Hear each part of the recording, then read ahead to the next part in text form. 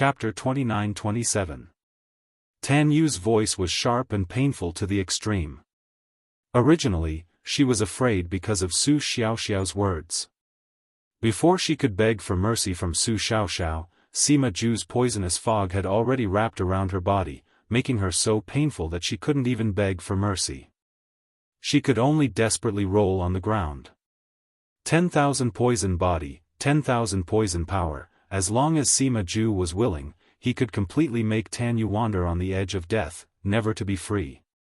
After his poisonous fog wrapped around Tan Yu, Ling Tianhan's face was cold. He raised his hand and cut off the rotten flesh on Tan Yu's body piece by piece.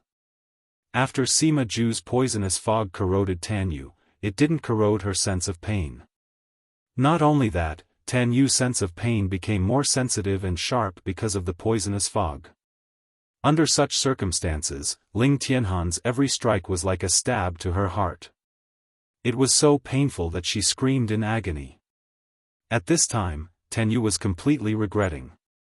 How could she be so stupid to attack Luo Qingtong and the others? The other party's strength was so strong, she was so stupid to offend them with just a few words from Mo Zhuling. Ah! Tan Yu's scream was heart-wrenching. But Luo Qingtong's eyes didn't have the slightest trace of emotion. Tan Yu's end was completely brought on by her own actions.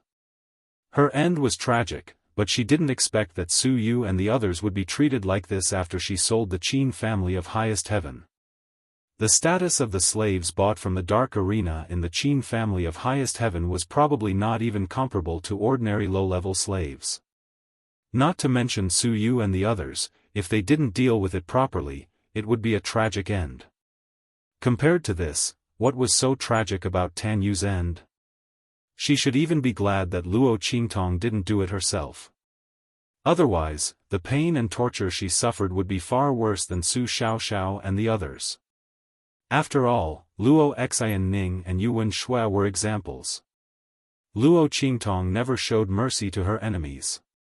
And she wasn't stingy with her methods, letting them know who they should provoke and who they shouldn't. Don't kill them. Luo Qingtong's voice was cold, her eyes cold. Wait until we find Su Yu and the others. If Su Yu and the others had any mishap because of this. She wanted them to be skinned and pulled, their tendons, and their souls to be destroyed. And when her voice sounded, the people's hearts to the extreme, their hearts trembled, their faces to the extreme of despair. They didn't expect that because of Tan Yu's selfishness, the people of the dark arena's Tuzazas.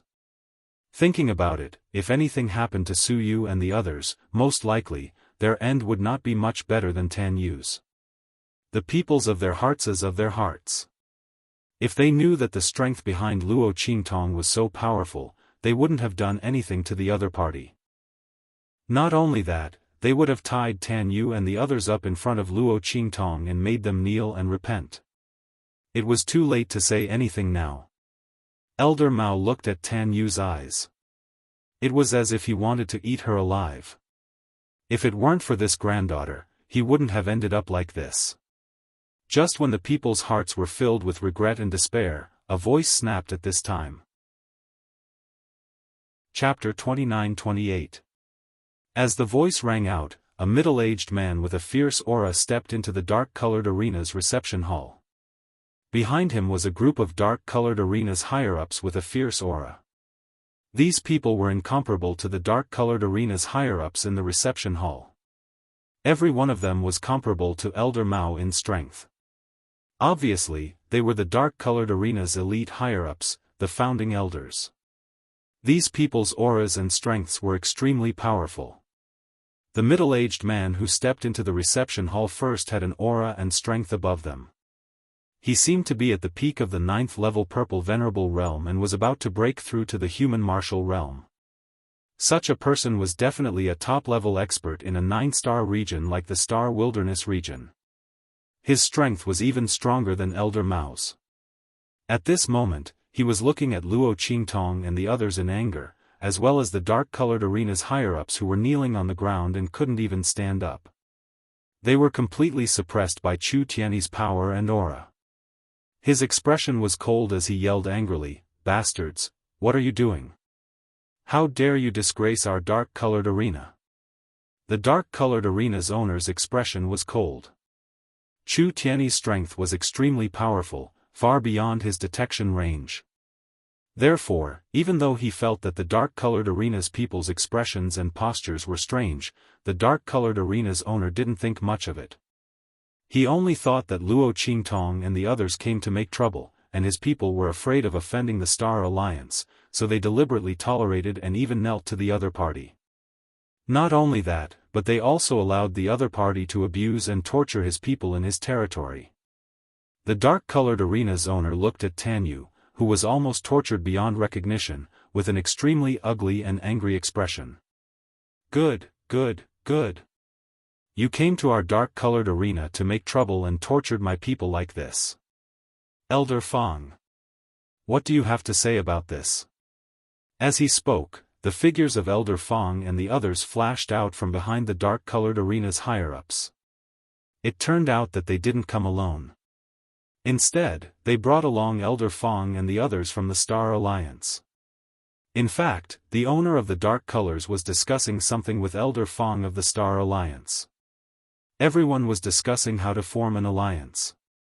The owner of the dark-colored arena wanted to borrow the power of Elder Fang and the others to develop his dark-colored arena in the Star Wilderness more quickly. Elder Fang and the others also wanted to borrow the other party's strength to deal with the Star Alliance's leader and the others. After Mo Zhuling's series of manipulations, the latter's reputation and status in the Star Alliance had already fallen to the lowest point. The members of the Star Alliance, who had always obeyed the orders of the Star Alliance's leader, had a strong sense of doubt. Elder Fang and the others were preparing to further undermine the prestige of the Star Alliance's leader, which required the support of external forces. However, before they could settle the matter, the people in the dark-colored arena received news that Luo Qingtong and the others had gone to the dark-colored arena to make trouble. This news was naturally spread by Tanyu.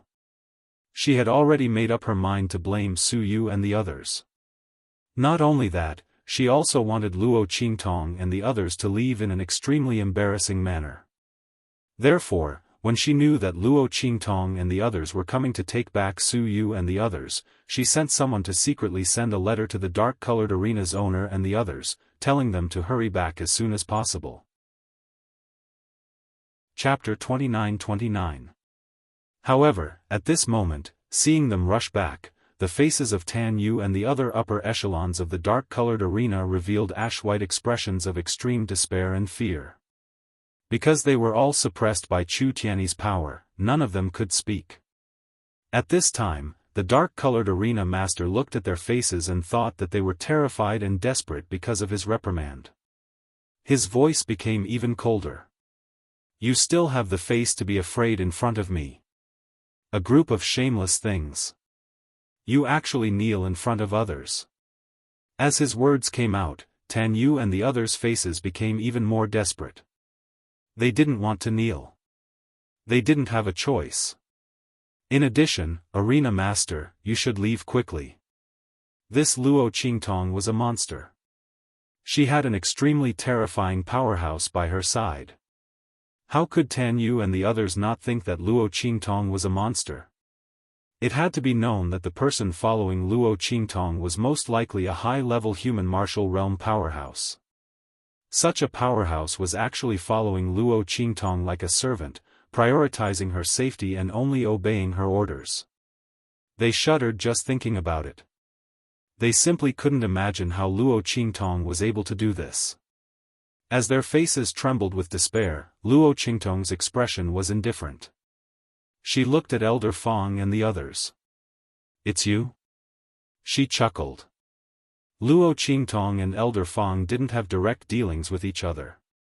But indirectly, she had heard Su Xiaoxiao mention Elder Fang and the others many times. She knew that they stood on the side of True Spill Continent and were very good to Su Xiaoxiao. They wholeheartedly protected the people of True Spill Continent. Therefore, her attitude towards them was very gentle. She wasn't as cold as she was towards the people of the dark-colored arena. When Elder Fong and the others arrived behind the dark-colored arena master and the others, they saw Luo Qingtong and the others. Their faces were full of horror and surprise. They were surprised that Luo Qingtong and the others appeared here, and the situation here was extremely strange. They were horrified that Luo Qingtong had returned. This young girl was placed at the apex of the young emperor's heart. She was the focus of Elder Fong and the others. It could be said that they were so good to Su Xiaoxiao and the others because they were Luo Qingtong's trusted followers. And now, Luo Qingtong was right in front of them, not to mention her. Immediately, the group of people hurriedly came up to greet them. However, at this moment, the Dark Arena Master's voice rang out. Elder Fong, you have seen the situation-colored arena. The people on my side are disappointing, so I won't say anything about it. But this Luo Qingtong and her true Spill Continent people actually dared to cause trouble in our dark color arena. I would like to ask, are you the ones who instigated this from behind? If that's the case, then let's forget about the matter we discussed today. The dark-colored arena master's face was cold.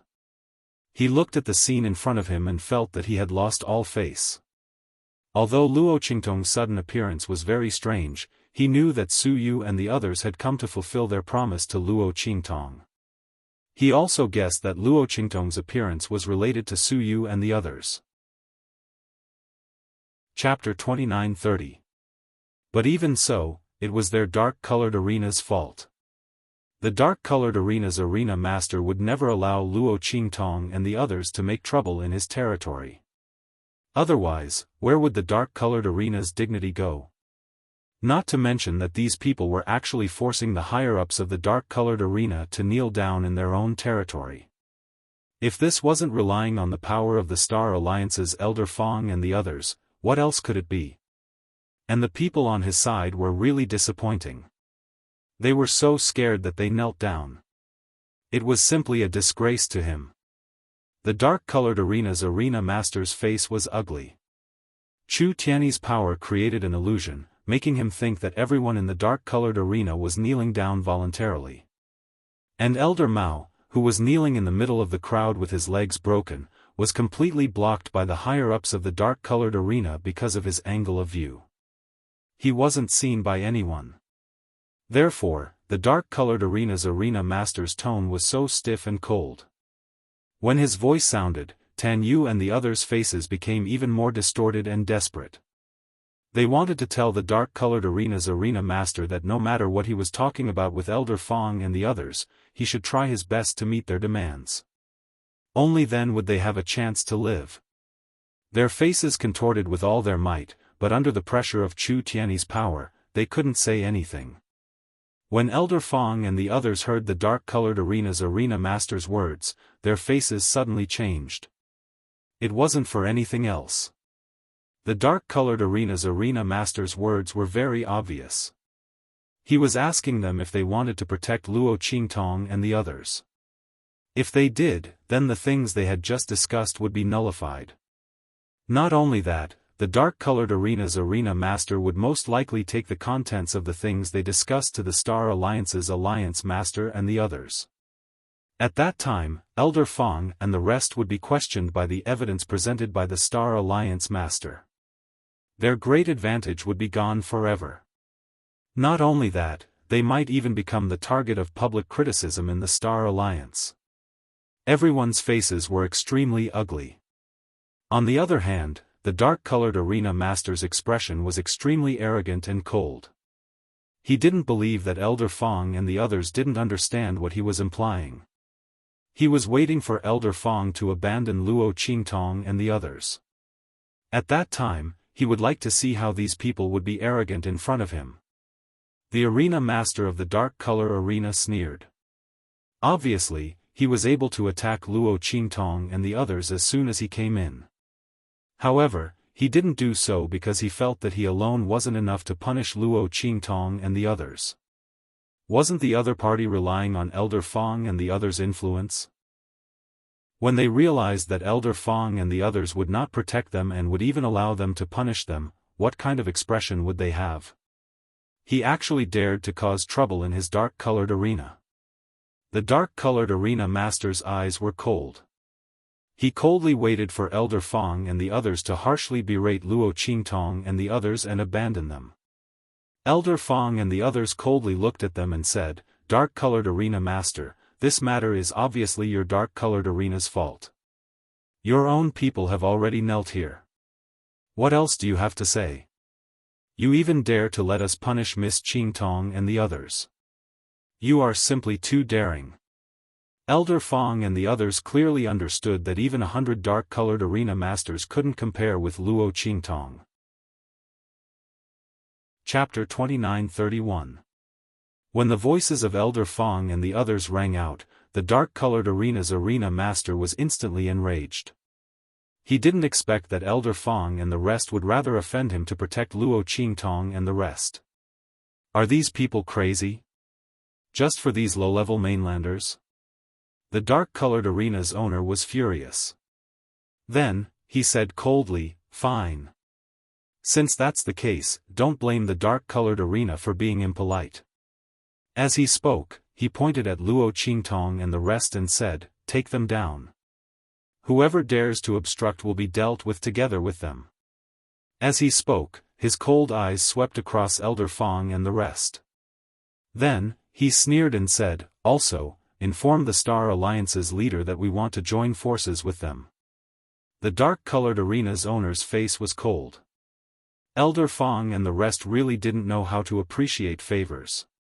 Previously, he only thought that the Star Alliance's leader's power was deeply rooted. If he cooperated with them, he wouldn't get any benefits. Therefore, he thought of cooperating with Elder Fong and the rest. In the end, they actually didn't know how to appreciate favors and insisted on protecting Luo Qingtong and the rest. They were slapping his face. Since that's the case, why should he cooperate with them? Naturally, he should switch to the Star Alliance's leader and the rest. As for Elder Fong and the rest, they would be unlucky along with Luo Qingtong and the rest. However, just as he was thinking this, he heard Luo Qingtong's cold voice. "Is that so? Unfortunately, I'm afraid you won't have this chance." Luo Qingtong's face was indifferent. She didn't say anything and was just watching the dark-colored arena's owner's performance. Firstly, she wanted to see Elder Fong and the rest's attitude. Secondly, she wanted to see what the dark-colored arena's owner would say. If the other party could take the initiative to ask about what happened in the dark-colored arena and deal with it impartially, she might not let them off. But obviously, she was disappointed. These people were jackals of the same tribe as Tan Yu and the rest. Since that's the case, she didn't need to be polite with them anymore. Destroy them all. Luo Qingtong's voice was cold. As soon as her voice sounded, the arena master let out a sneer. "Huh? Are you kidding me? Destroy us?" He sneered, "With just the two of you? Even with Fong Chengan and the others, it's still not enough." The dark-colored arena's owner sneered. The strength of this group of people was not at all inferior to Elder Fong's group. The other party wanted to destroy them? That was simply a fool's dream. The dark-colored arena master and the others were able to escape easily. They were not afraid of the attacks from Elder Fong and the others at all. However, just as he spoke, in an instant, boom! The dark-colored arena's owner was smashed into the ground. His knees were broken just like Elder Mao's. He was clearly much stronger than his opponent, but in front of Chu Tiany's power, there was no difference between the two of them.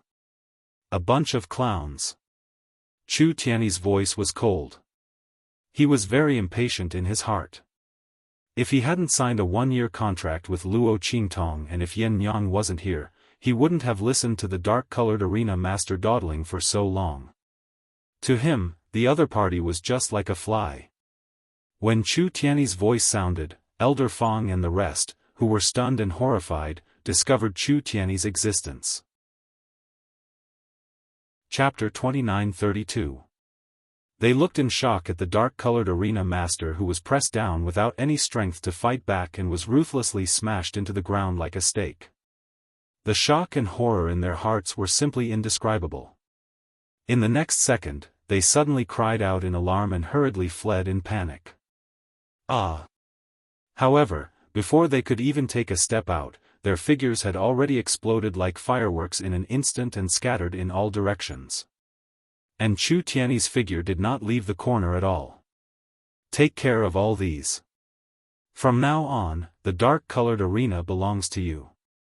Luo Qingtong's expression was indifferent as she ordered Elder Fong and the others. The latter and the others were already dumbfounded by this scene. Hearing Luo Qingtong's words, they all nodded subconsciously.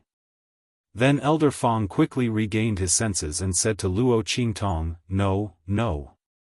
Miss Qingtong, this is the property that you fought for." As he spoke, he shook his head repeatedly, indicating that he did not dare to accept it. They did not contribute at all. How could they dare to take Luo Qingtong's things? Not to mention that Luo Qingtong had a super strong cultivator by her side. No one knew if he would be unhappy or not. As the crowd thought this, they immediately peeked at Chu Tianyi's face. They did not dare to imagine. The other party was actually a strong cultivator around the 9th level of the human martial realm. And the other party was obviously following Luo Qingtong's orders. Oh my God, this world is really a fantasy. That young emperor's strength was amazing, but the strength behind Luo Qingtong was not weak either. These two people were simply a fantasy. Everyone's expression was stern. They thought about how Mo Zhuling had been saying that Luo Qingtong was not good enough for Yi Qianming. Now, it seemed that who was not good enough? Mo Zhuling racked his brains to hook up with the young master of the 7-star arena. But Luo Qingtong was able to make a strong cultivator around the 9th level of the human martial realm listen to her orders. They weren't even on the same level. The patriarch of the strongest family in the 7-star field may not even have the strength of 6th level of the human martial realm, let alone 9th level. While everyone was shocked, Luo Qingtong said to them indifferently, "It's fine, Xiao Xiao and the others can't take care of this kind of business. You can take it." Luo Qingtong didn't care about the industries of the Star Desolate domain. As for Xiao Xiao and the others, it was still not suitable for them to take over such a large business. It was best for them to hand it over to Elder Fong and the others to take care of it. The other party had a good relationship with the True Spill Continent and had always been looking after the True Spill Continent. Luo Qingtong didn't mind adding a bit more strength and weight to the other party, making it easier for them to resist the Star Alliance's Alliance Master. Of course, it would be best if they took down the entire Star Alliance. In this way, Luo Qingtong wouldn't need to worry about the safety of the True Spill Continent in the Star Desolate domain. After returning this time, Luo Qingtong's heart was already filled with killing intent towards Mo Zhuling and the Star Alliance's Alliance Master. The reason why she didn't move against them was because she hadn't figured out the identity of the black fog behind Mo Zhuling. Secondly, it was because she hadn't found a good candidate to take over. The Star Alliance's strength was so great that it ruled the entire Star Desolate domain. It wasn't something that Su Xiaoxiao and Grandfather Luo could easily take over. Even if they took over, they wouldn't know if others were secretly complying with them. And at this time, Elder Fong and the others were the best candidates. That was why Luo Qingtong allowed the Dark Color Arena's owner to be presumptuous. She wanted to see Elder Fong's choice. Chapter 2933. When Elder Fong and the others heard Luo Qingtong's words, they looked at each other in dismay. They were pleasantly surprised. But soon, Elder Fong came to a realization. He swallowed hard, rubbed his hands, and said to Luo Qingtong with great difficulty and caution, "We are very grateful for Miss Qingtong's kindness. But this is still Miss Qingtong's business. How about this, we will take care of it for Miss Qingtong. When the time comes, we will send all the relevant matters to little friend Xiao Xiao and the others for them to review. What do you think?" Elder Fong's attitude was very humble. He lowered his head in front of Luo Qingtong. Whether it was his words or his attitude, it was as if he was Luo Qingtong's subordinate, not a supreme elder of the Star Alliance. Luo Qingtong looked at him with a faint smile. She already understood what he meant. You want to rely on me and become my subordinate? Take care of her business for her and report all the matters to Xiao Xiao and the others. If he wasn't her subordinate, then what was he? Elder Fong and the others did not do this simply to curry favor with her. Sure enough, as soon as Luo Qingtong said this, Elder Fong's face turned red. He stuttered and said carefully, "This old man and the others do have such intentions. What does Miss Qingtong think?" Others didn't know the power behind Luo Qingtong, but they were very clear about it. At this moment, other than the extremely powerful young emperor backing her up, Luo Qingtong's secret forces were also frightening. Elder Fong and the others didn't care what others thought. They knew that as long as they could establish a relationship with Luo Qingtong, or even become her subordinate, then their future would be limitless. Just look at the treatment of Su Xiaoxiao and the others from True Spill Continent. Everyone's expression was very cautious. They were afraid that Luo Qingtong would be angry at their request. After all, the other party was even able to take in high-level human martial realm experts as his subordinates, so how could he possibly be interested in people like them? However, they didn't know that Chu Tianyi wasn't Luo Qingtong's subordinate. It was only because of Yan Nyang that he signed a one-year contract with Luo Qingtong. Luo Qingtong didn't regard Chu Tianyi as a subordinate. She just wanted to borrow his strength to deal with the Dark Arena. Of course, if not for Chu Tianyi, she could have done it herself. However, since there was someone else who could use it, why would she need to do it herself? Luo Qingtong looked at the cautious Star Alliance elders, thought for a moment, and then agreed. Sure. Her expression was indifferent. She was naturally willing to have complete control over Star Alliance. Since these people were willing to rely on her, then she would take advantage of the situation. At this moment, Elder Fong and the others were overjoyed. They hurriedly swore allegiance to Luo Qingtong, and then happily went to deal with the Dark Arena. The matter of Luo Qingtong coming to the Dark Arena couldn't be hidden. However, to outsiders, Elder Fong and the others said that they couldn't stand the Dark Arena's people attacking Luo Qingtong, so they brazenly attacked and killed everyone in the Dark Arena. For this reason, Elder Fong and the others pretended to be seriously injured in order to confuse outsiders. Especially the Star Alliance's leader, Mo Zhuling, and the others. This was because they could see from Luo Qingtong's attitude that she didn't want Mo Zhuling and the others to know her true strength. Chapter 29-34. Luo Qingtong was very satisfied. She originally wanted to ask Elder Fong and the others to do this, but she didn't expect that they had already done it without waiting for her instructions.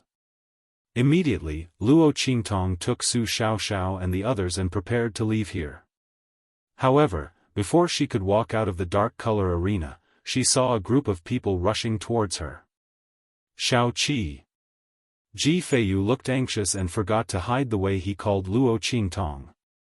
In fact, after knowing that the boss of the 7 unique true yen was Luo Qingtong and Luo Qingtong's surname was also Luo, he suspected that Luo Qingtong was Luo Xiaoqi.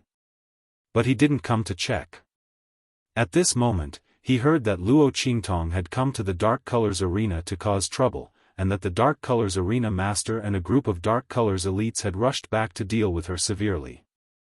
He immediately rushed over after hearing the news. Because the dark-colored arena master and the others did not hide their actions, anyone who saw them rushing back angrily would be able to find out what had happened. And Ji Feiyu had been secretly paying attention to Luo Qingtong's news, so he knew what had happened at once. When Luo Qingtong saw Ji Feiyu and the others rushing over, she was also surprised.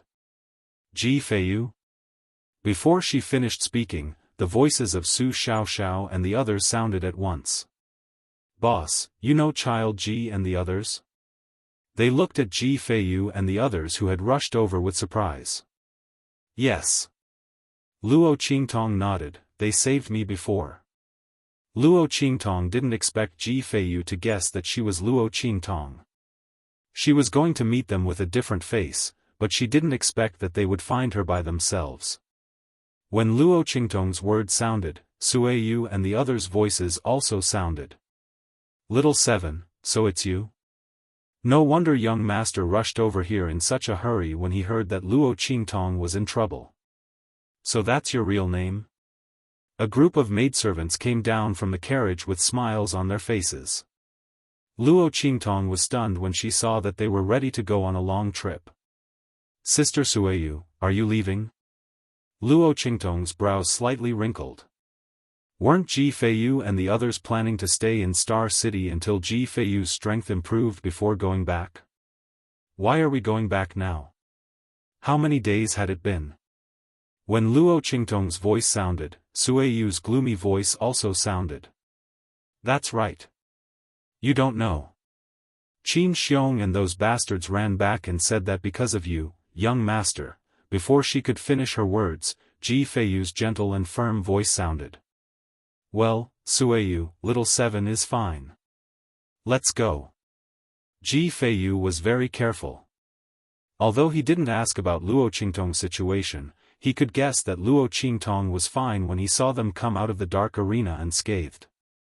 Little Seven was so powerful when she was in her cat form, not to mention when she was in her human form. Ji Feiyu looked deeply at Luo Qingtong and didn't say anything. He let Sueyu and the others help him get on the carriage. He didn't want Luo Qingtong to know about what happened over there, so as not to implicate her. In fact, if this matter didn't involve Luo Qingtong, he wouldn't listen to his family's orders so easily. Chapter 29:35. Luo Qingtong frowned when she heard his voice. "Qin Xiong and the others?" Luo Qingtong's eyelids twitched when she thought of the conflict between her and Ji Feiyu and Mo Zhuling breaking off the engagement. Qin Xiong and the others must have gone back and told the family Ji that Ji Feiyu's engagement was broken off because of her, right? Luo Qingtong could imagine what kind of excuses Qin Xiong and the others would fabricate to slander her and Ji Feiyu in order to deal with them. After all, Ji Feiyu's engagement was broken off and the family Ji had lost face. If Qin Xiong and the others didn't come up with a clear and acceptable explanation for abandoning their master and returning to the family Ji wouldn't accept it. At that time, the punishment that they would receive would not be ordinary. However, pushing the blame to her and Ji Feiyu was not wrong. Ji Feiyu's engagement was broken off by Mo Zhuling because he indulged in beauty.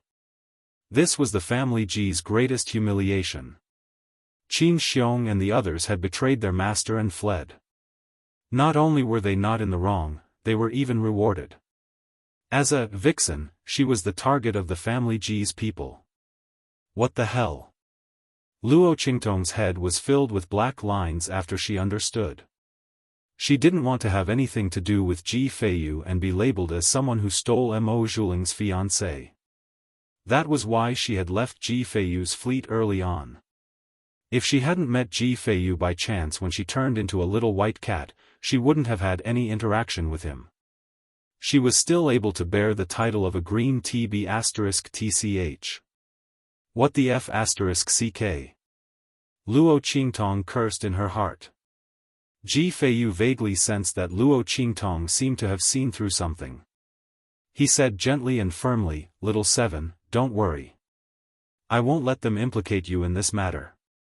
When the time came, he would take responsibility for this matter. Come to think of it, if he were to reveal that he could cultivate, the people in the family would no longer keep an eye on Little Seven's matters. Those people just wanted to deal with him.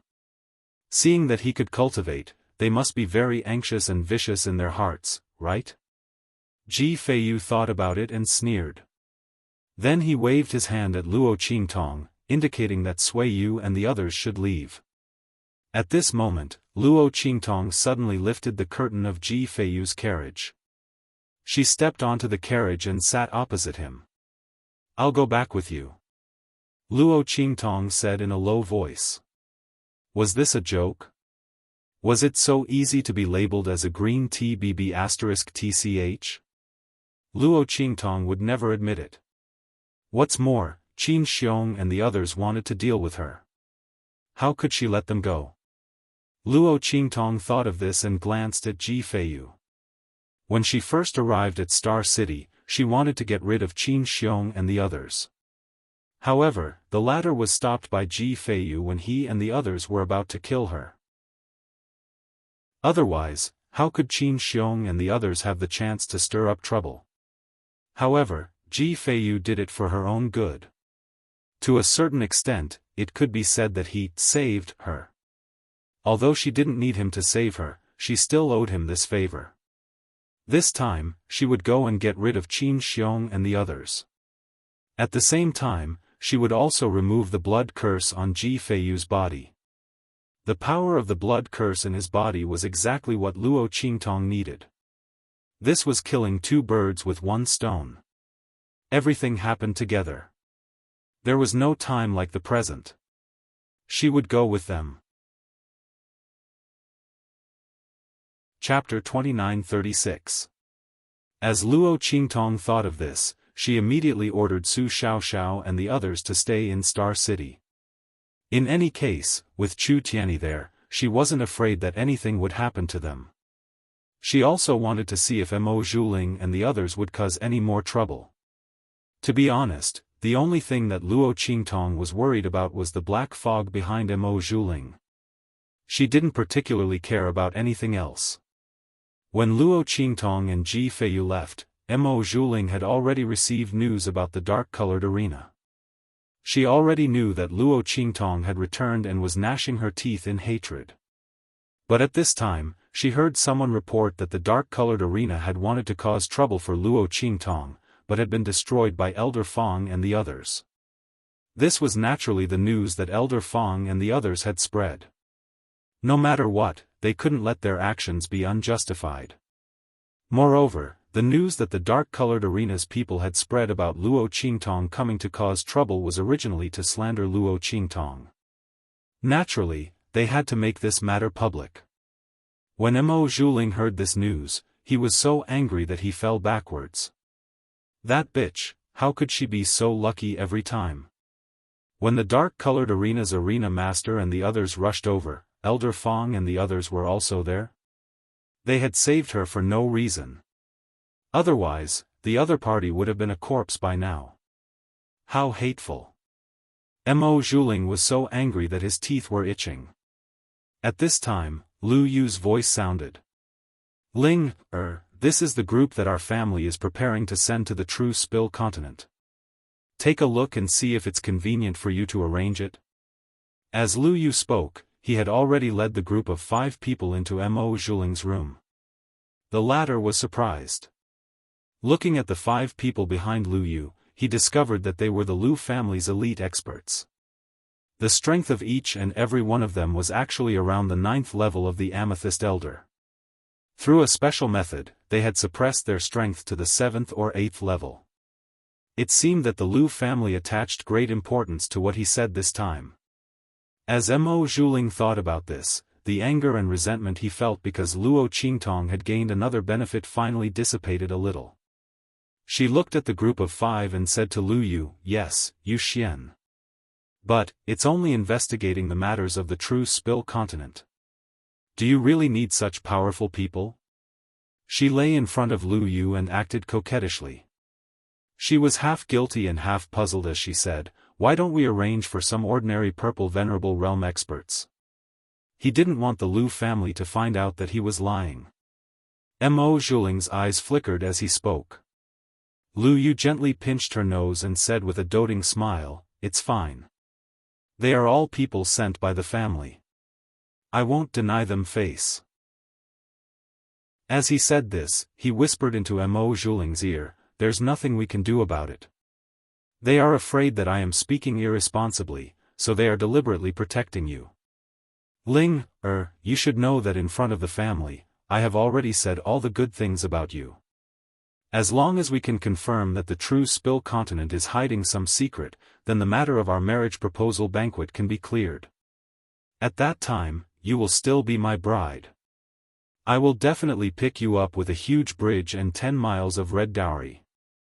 Lu Yu's expression was gentle, his eyes beseeching. Mo Zhuling was very hesitant. But when she thought about the first time she met Luo Qingtong in the true Spill continent, something had indeed happened. As long as the Lu family could investigate that change, then she wouldn't be lying. As she thought this, she nodded and said, "Okay." Chapter 29:37. When Mo Zhuling said this, he was especially proud. Her relationship with the Star Alliance's leader had naturally been repaired. Or rather, it wasn't repaired.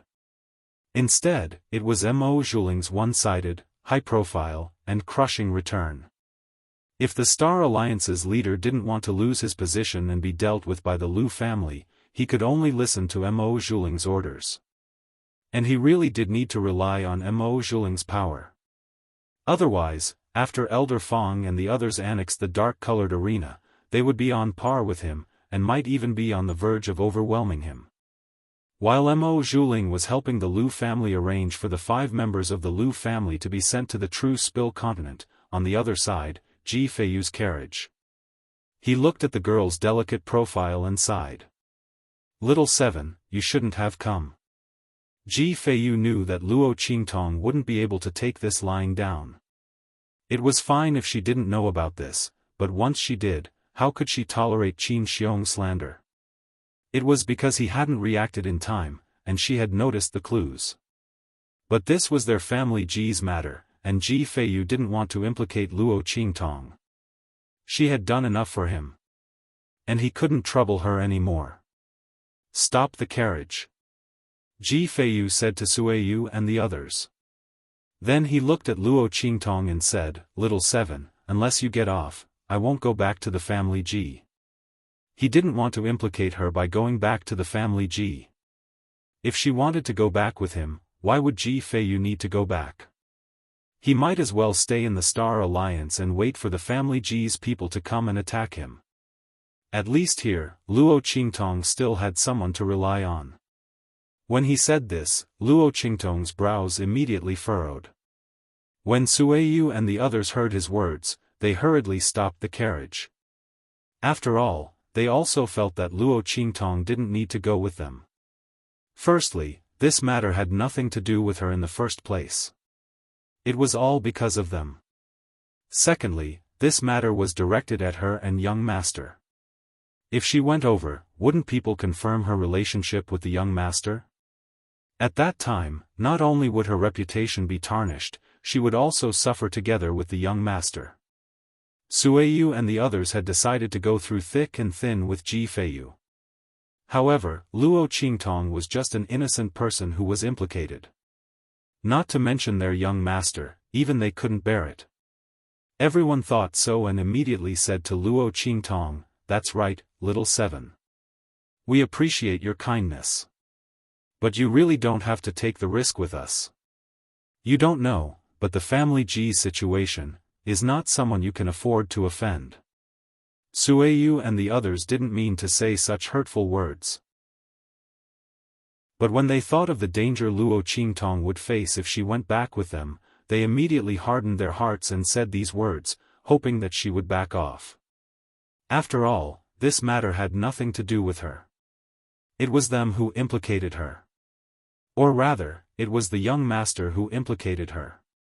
Luo Qingtong's expression was indifferent as she looked at them and said, "I can cure your young master's illness." As she spoke, she turned to Ji Feiyu and said, "The blood curse in your body hasn't been completely removed. It's just isolated.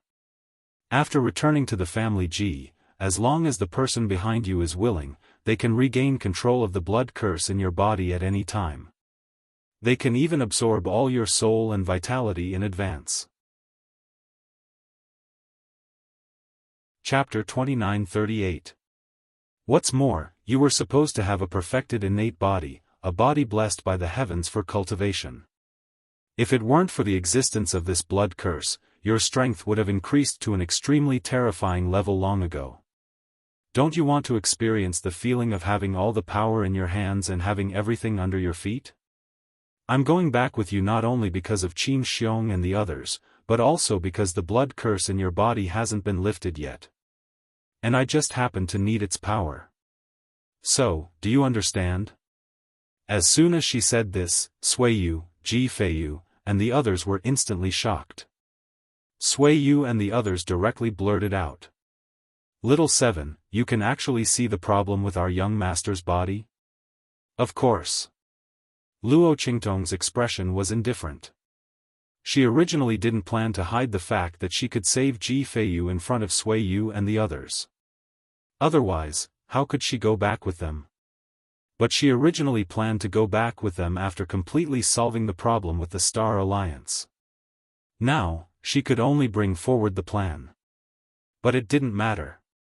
Anyway, he had to make a trip there. It didn't matter when she went. Now that the power of the black fog was severely damaged, it wouldn't be able to come out to stir up trouble in a short period of time. Otherwise, Mo Zhuling wouldn't have been so embarrassed at the proposal banquet. The reason why Luo Qingtong left Chu Tianyi and the others was to prepare for a rainy day. She wasn't really worried that the black fog would come out. She always liked to think about things to the extreme, and this time was no exception. It was just a subconscious habit. When her voice sounded, Sui Yu and the others' expressions became unusually excited and emotional. This is really great. The crowd didn't expect Luo Qingtong to be able to see Ji Feiyu's problem. Not only that, but she could also cure it. They originally thought that Ji Feiyu's problem had been cured with the help of the little white cat. They didn't expect that it was just a temporary solution. Everyone was excited, but Ji Feiyu's expression was indescribably complicated.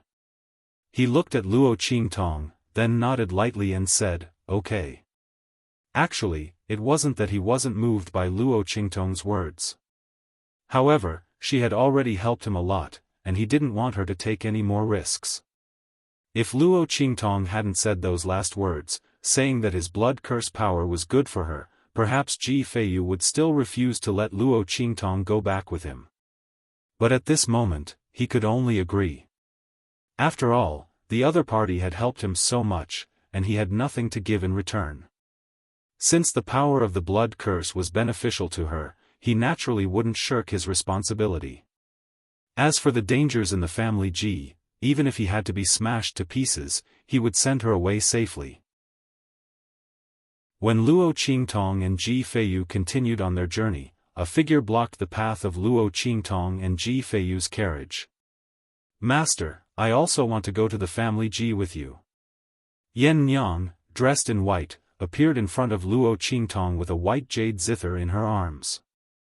When she appeared, Chu Tianyi's figure also appeared not far away. "I also want to go." He glanced at Yen Nyang with an expressionless face. The latter had deliberately chased out of the city to avoid him. However, Chu Tianyi had been paying attention to Yen Nyang. How could he let her leave his sight so easily?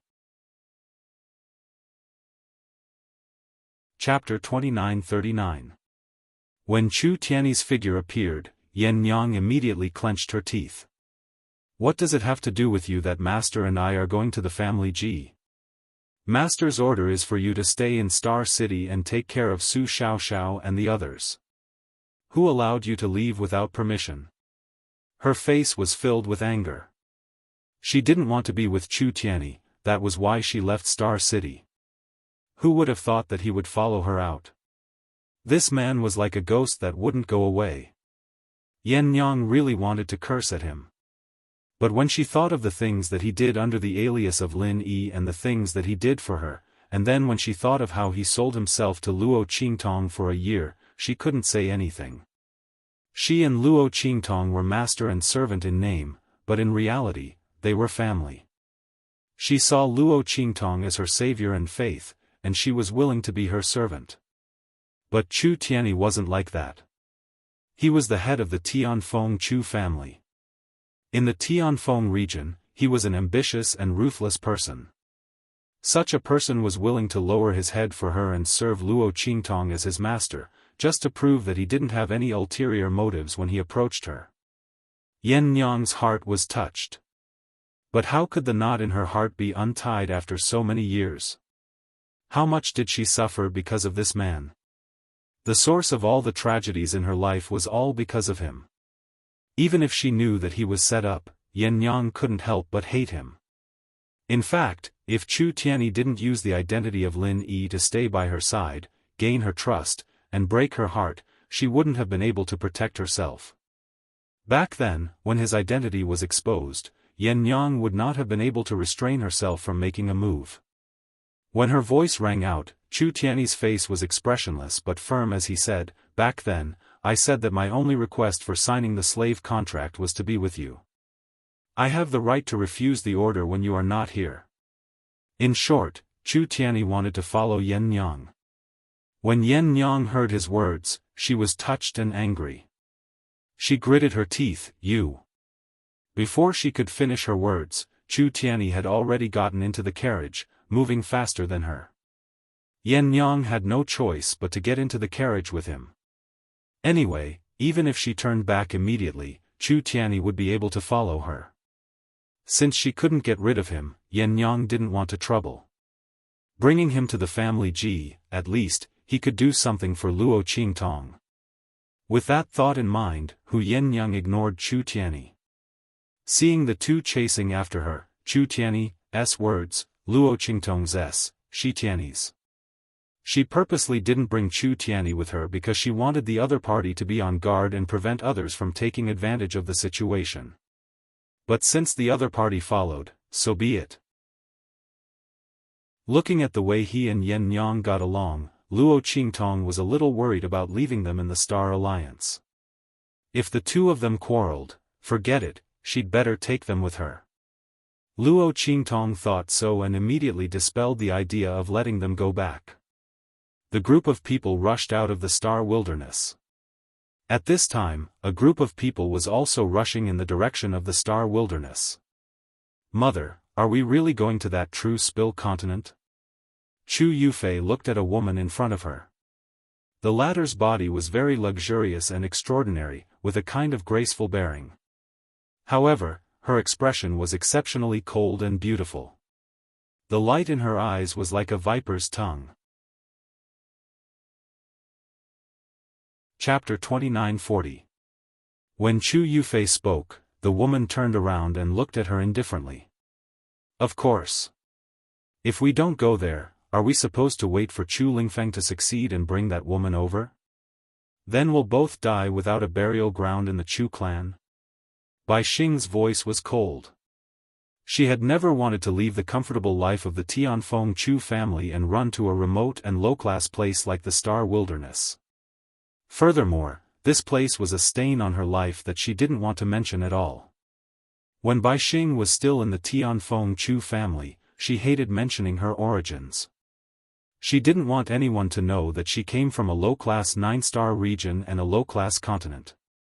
She had worked hard all these years to build up her power in the Tianfeng Chu family and make the Tianfeng Chu family accept her. How much effort had she spent? She had done all this so that people would completely forget about her origins. However, just as she had been about to succeed, Chu Lingfeng had come and almost beaten her back to her original state. Bai Xing's fingernails dug into her palms as she thought about this. She didn't want to come here at all. She didn't want anyone to know or mention her lowly origins. However, she had no choice but to come here. Chu Lingfeng had already gained a firm foothold in the Chu family. His lack of temperament and overly straightforward personality had been completely ignored by the Chu family in the face of his tyrannical potential. In fact, no matter which family in the 6-star region it was, Chu Lingfeng would still be worshipped by others if they had such an outstanding disciple, even if he was a fool who didn't know anything. Furthermore, Chu Lingfeng wasn't completely stupid. He still had a clear sense of right and wrong, as well as his likes and dislikes. Furthermore, his keen intuition for battle was something that ordinary cultivators didn't possess. Under these circumstances, Bai Xing had been able to rely on her power in the Tianfeng Chu family to maintain her status. However, ever since Chu Lingfeng had returned from the abandoned continent and his strength had increased to the level of the human martial arts realm, she had lost this advantage. Chu Lingfeng hated her to the core. Not only that, but her daughter, Chu Yufei, had also been thoroughly hated by Chu Lingfeng because she had obeyed her orders and gotten close to Chu Ku, and the others. Originally, Chu Lingfeng had just turned a blind eye to them. But now, he was demanding that they all be expelled from the Chu family. However, Bai Xing didn't have the confidence to go against Chu Lingfeng. Everyone knew what had happened on the abandoned continent. That fool, Chu Lingfeng. Moreover, he had taken a fancy to a young man named Luo Shaoqi on the abandoned continent. And that young man was the lover of the master of the underground palace. With all these things added together, Chu Lingfeng's status in the Tianfeng Chu family instantly rose to a higher level. Because the master of the underground palace didn't come looking for trouble with the Chu family, it was obvious that the young man was protecting Chu Lingfeng. Chu Lingfeng. That fool. He had such luck. How could this not make Bai Xing hate him to the core? And because she had instigated the 9th elders and 3rd elders people to join forces and attack Chu Lingfeng. Although in the end, no evidence was found because she was too careful, everyone in the Chu family was still displeased with her. Chapter 29-41. Bai Xing knew in her heart that if she did not think of a solution quickly, she, the fake savior of the Chu family, would be completely exposed and die a horrible death when everyone in the Chu family changed their minds. Bai Xing did not doubt that Hu Yennyang would not let her off. After all, she was also involved in the incident back then. In fact, she was the one who had found Chu Tianyi, and she was the one who had given Bai Feng the idea. It was all for the sake of completely destroying Hu Yennyang. But who would have thought that Chu Tianyi's identity was so powerful? Bai Xing was simply stunned when he revealed his strength later on. Later on, she hurriedly asked Bai Feng for advice and asked her to recommend her and Chu Tianyi to leave so that she could get close to this man. She was confident that her judgment was not wrong. But reality proved that she had still underestimated Chu Tianyi. Who would have thought that the man who had fallen in the far west wilderness like a beggar would be the son of a 6-star region's aristocratic family? In the end, Chu Tianyi used his own strength to eliminate the Chu family's enemies and competitors and completely became the overlord of the 6-star region's Tianfeng domain. Bai Xing was deeply infatuated with such an identity and strength. It also made her hate herself for being so blind to have given such a good man to Hu Yennyang and let her take advantage of him for no reason. Otherwise, today, the woman that Chu Tianyi could not forget and was unswervingly loyal to would be her. Thinking of this, Bai Xing dug her fingernails deeper into her palms. She did not even realize that she was bleeding. Chu Yufei's heart also trembled when she heard her words. Her life in the Tianfeng Chu family had been very difficult during this period of time. 3rd elder, 9th elder, and the others had been completely punished for their failure. All of them had been crippled of their strength and bloodline and expelled from the Chu family. They would never be allowed to appear in the Tianfeng domain again. It could be said that they were all finished. After the incident on the abandoned continent, the Tianfeng Chu family had almost completely sided with Chu Lingfeng. He was now the rightful heir of the Chu family. No one could snatch his position away from him. Not only that, when Chu Tianyi was not in the Tianfeng Chu family, Chu Lingfeng had already made all the decisions for the Tianfeng Chu family. With the support of 8th elder, Chu Lingfeng was not afraid that Tianfeng Chu family's decisions would be wrong because of his personality and ability. In the future, the entire Chu clan would belong to Chu Lingfeng. There was no doubt about that.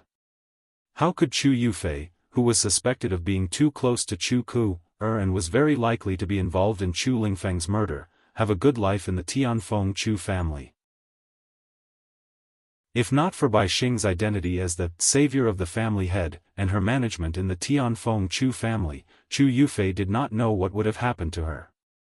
Being expelled from the Tianfeng Chu family like Chu Ku, would be considered a light punishment.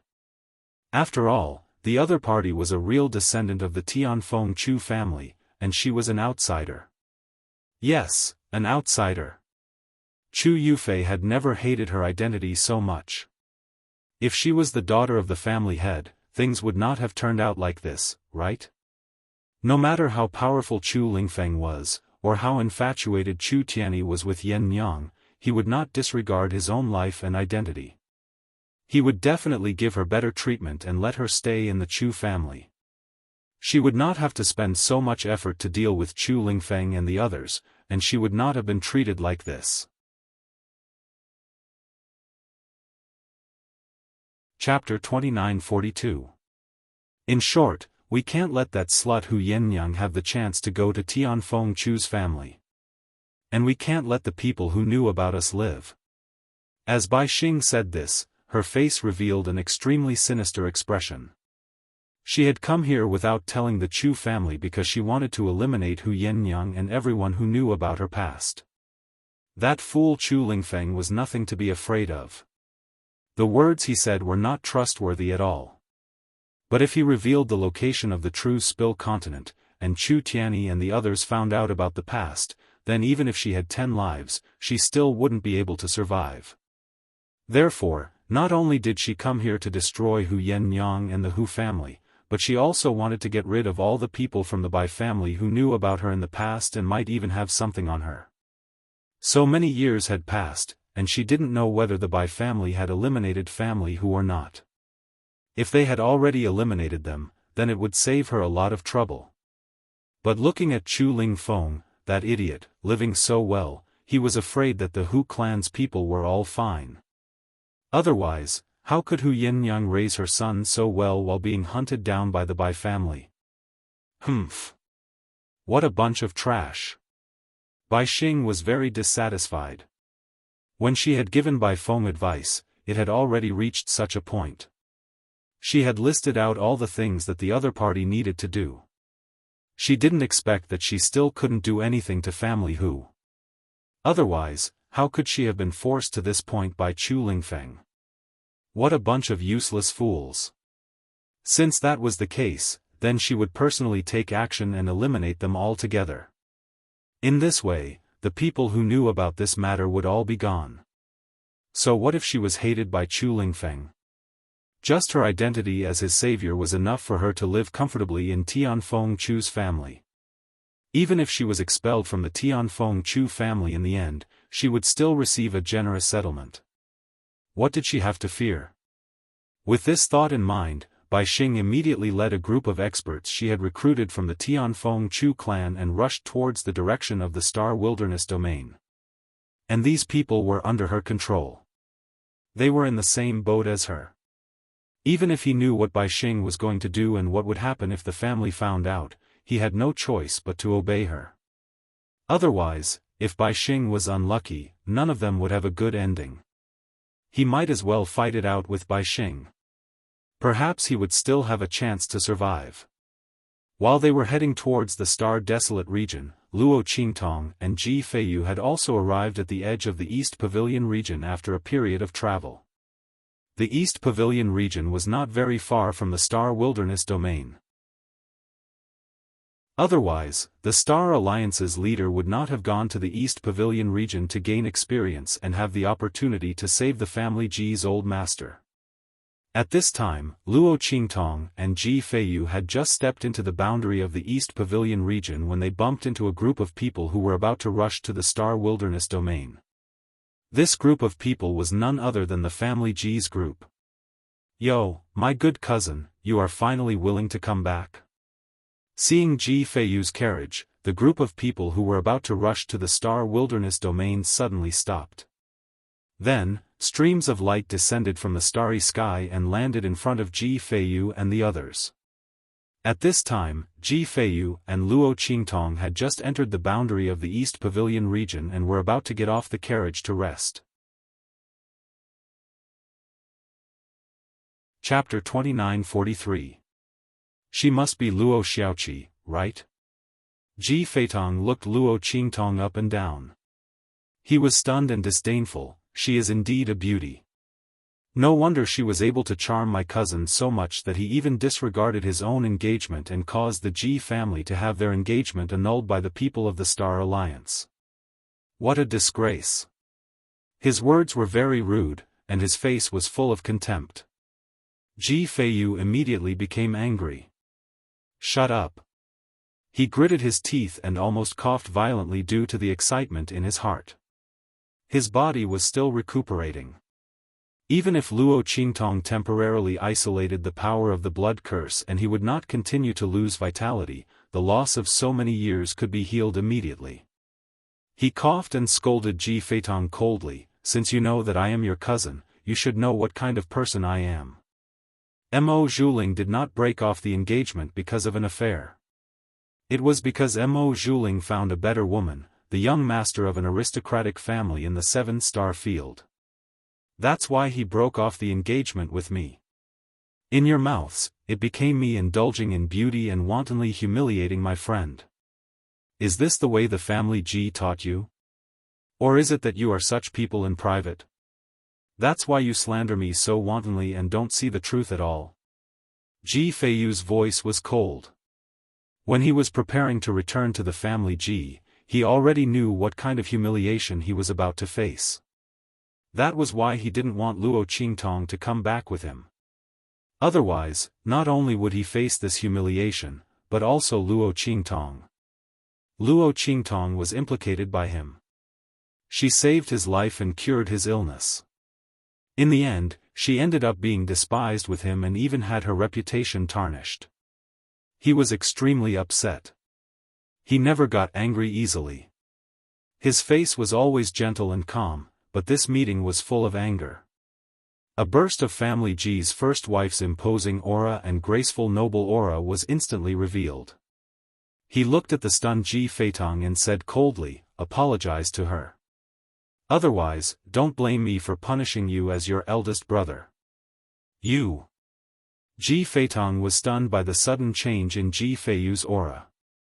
When he came back to his senses, he instantly flew into a rage out of humiliation. Ji Feiyu had always been the target of ridicule for family Ji's descendants. As the legitimate son of the family Ji, he was not allowed to cultivate despite his noble status. In fact, it was unknown whether the family Ji's lineage would cease to exist after him. Therefore, they were never stingy with their ridicule. In fact, because of his identity as the son of the first wife, their mockery would only intensify.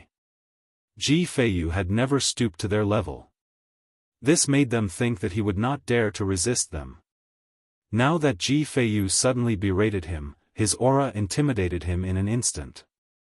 How could Ji Feitong endure this? Immediately, he began to scold him harshly. "You piece of trash, what did you say?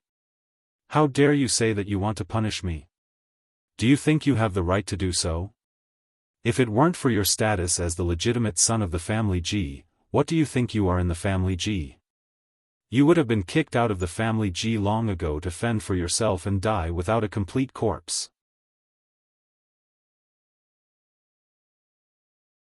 Chapter 2944. Ji Feitong's heart was filled with anger. He cursed out the words in his heart without any restraint. Sui Yu and the others' expressions changed. They no longer cared about the difference between master and servant, and directly attacked Ji Feitong. "Shut up. What right do you have to insult our young master? He is the son of the family Ji's first wife, and also your eldest brother. Who allowed you to be disrespectful to him?" Sui Yu and the others were angry and distressed. No one knew better than her how much their young master had suffered. If it weren't for the worry that master and madam would be put in a difficult position in the family Ji because of him, how could their young master endure so many years of ridicule and humiliation? However, his repeated forbearance did not result in these people stopping before going too far. Instead, they went from bad to worse. These people had not even figured out the truth of the matter, but they were already ridiculing and humiliating their young master without restraint. In their hearts, they did not care about what would happen to their young master after the engagement was broken, and they did not care about his feelings. They only wanted to make fun of his pain. Sui Yu and the others thought so, and the anger in their hearts grew. They attacked even harder. At this moment, a force suddenly rushed out from the side and inserted itself between Ji Feitong and Sui Yu, neutralizing their strength. "Stop!" a voice sounded. Then, a very handsome man walked to Ji Feitong's side under the protection of a group of family Ji experts. "What's going on? Feitong, why are you attacking my cousin's people?" Ji Feitong's voice was cold. In fact, he had seen everything that had happened just now. The reason why he did not come over was because Ji Feitong's words were very much to his liking. The other party was his lackey, and the sword in his hand would naturally strike wherever he pointed. Many things that Ji Feitong was not suitable to say and do were all done by him. Now that he saw Sui Yu and the others attacking him, Ji Feitong naturally had to intervene. As soon as Ji Feitong made a move, Ji Feitong acted as if he had met his savior and hurriedly shouted. "Big brother Feitong, you have to be the judge." Ji Feiyu's engagement was broken off by Mo Zhuling. I said a few words to the woman beside him, and he scolded me and even ordered his people to attack me. How can you say that he has no affair with the woman beside him? I don't believe it. Qin Xiong and the others came back and said it like it was true. They even attached a portrait of the woman, but Ji Feiyu still doesn't admit it. I think he's deliberately ruining our family Ji's reputation. Ji Feitong's words, and the others' faces instantly flushed red. They were naturally angry. The other party was really too shameless. It was clearly because he insulted the young master first that they attacked him. But in the end, it was because they were attacking Luo Luo. These are two completely different things, okay? What's more, what he said was simply slander. Ji Feitong. Ji Feiyu's voice was cold. While Sui Yu and the others were furious, he stepped in front of Ji Feitong and the others and said coldly, "Do you dare to come with me to the Star Alliance's place and ask them if they broke off the engagement because Mo Zhuling was trying to climb up the social ladder, or because I was in love with someone else? If it's the former, I'll do whatever I want to you. If it's the latter, I'll compensate you with my life. You can do whatever you want with it." Chapter 29:45. Ji Feitong's expression changed the moment he said that. He was rash, but that didn't mean he was stupid. When Ji Feiyu said this, he clearly had confidence in his heart. Damn it, did Qin Xiong and the others really go back and spout nonsense? Ji Feitong's expression turned ugly, and Ji Feitong's brows instantly furrowed. Before they came, they really thought that Ji Feiyu had taken a liking to Luo Qingtong and that Mo Zhuling had broken off the engagement because he knew about it. Ji Feiyu was so confident that he clearly wasn't afraid of them investigating. Ji Feitong suddenly felt very uneasy as he thought about it. Qin Xiong and the others were idiots. Why couldn't they find a better excuse? They originally thought that they could humiliate Ji Feiyu, but they didn't expect that there would be no such thing. They even swore solemnly when they came back. They even provided the girl's portrait, but in the end, they told a lie that could be easily exposed. They were simply brainless fools. Ji Feitong didn't show it on his face. Instead, he smiled at Ji Feiyu and said, "Cousin, why are you so angry?" Feitong is anxious because of his family Ji. Even though he acted rashly and offended you, cousin, can you forgive him on account of his extenuating circumstances? As for the Star Alliance breaking off the engagement, he paused. It wasn't clear whether it was intentional or not, but he purposely dragged out the words, breaking off the engagement. Then, he chuckled and said, "It's fine. Since the Star Alliance doesn't know how to appreciate favors, then there's no need for us to investigate. I absolutely believe in you." Of course, he didn't know whether the people in his family believed him or not. Ji Feitong's expression was indifferent. He wasn't like Ji Feitong and the others. There was no need for him to find fault with Ji Feiyu. If Ji Feiyu said that he didn't break off the engagement because he fell in love with someone else, then he didn't break off the engagement because he fell in love with someone else. What did it matter whether they believed him or not? It was fine as long as the family didn't believe him. Moreover, Ji Feiyu was so concerned about the woman beside him. If he said that there was nothing between them, who would believe him? Just as Ji Feitong said, no one would believe him. Since that was the case, what was the need for an investigation? Instead, it cleared Ji's name and cleared his name. Why did he have to do such a thing? Before Ji could say anything, Luo Qingtong's voices heard. She looked at Ji fighting indifferently and said, "This Ji family disciple speaks well, but even so, we still have to check what needs to be checked. Don't let others think that you're deliberately protecting us. At that time, we'll have to bear another crime, and we'll implicate you for no reason. How terrible would that be?" And Luo Qingtong smiled at Ji fighting and said, "Seniority is important. Even if you are worried about Ji Feiyu, you still have to pay attention to seniority, right? Shouldn't he be punished for insulting his brother? Or is this how the family Ji works? Do you think you can say whatever you want? This is worse for the family Ji, isn't it?" Luo Qingtong's words made Ji Feitong furious. B**tch, what does this have to do with you? When Ji fighting opened his mouth, he had already realized that this was not the time to argue with Ji Feiyu. Anyway, even if Ji Feiyu managed to convince them, what about the elders of the family Ji? In the end, he had to suffer a little. But he didn't expect that Luo Qingtong would jump out while he was tolerating Ji Feiyu.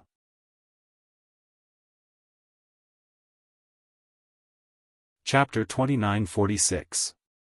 Ji Feitong's heart was filled with disdain. Originally, Luo Qingtong was still somewhat useful in his heart.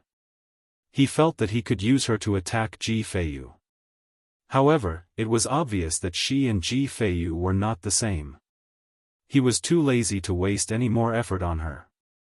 Who knew why an unknown girl from the 9-star region would hook up with Ji Feiyu? She even had to scheme to get close to a piece of trash. Who knew how desperate she was for him to eat? Or rather, how ambitious was she? How eager was she to achieve instant benefits? Ji Feitong snorted in disdain as he thought about it. He had seen many women like Luo Qingtong. She used Ji Feiyu's ladder to get close to them and then spoke rudely to arouse their interest. Loosening the reins only to grasp them better. Unfortunately, they were tired of this kind of trick. However, the other party was not bad looking. It would be good if he could play with her for free. As Ji Feitong thought about it, he looked at Luo Qingtong with a lewd and frivolous look in his eyes. Luo Qingtong narrowed her eyes. She looked at Ji Feitong and instantly laughed. Was he having ideas about her? Not bad. It seemed that this time at the family Ji would not be boring. There were always a few idiots who came to court death. It was also a kind of fun, wasn't it? As Luo Qingtong thought about it, the corners of her lips curled up slightly. It was indescribably evil and charming. Ji Feitong's heart skipped a beat when he saw it.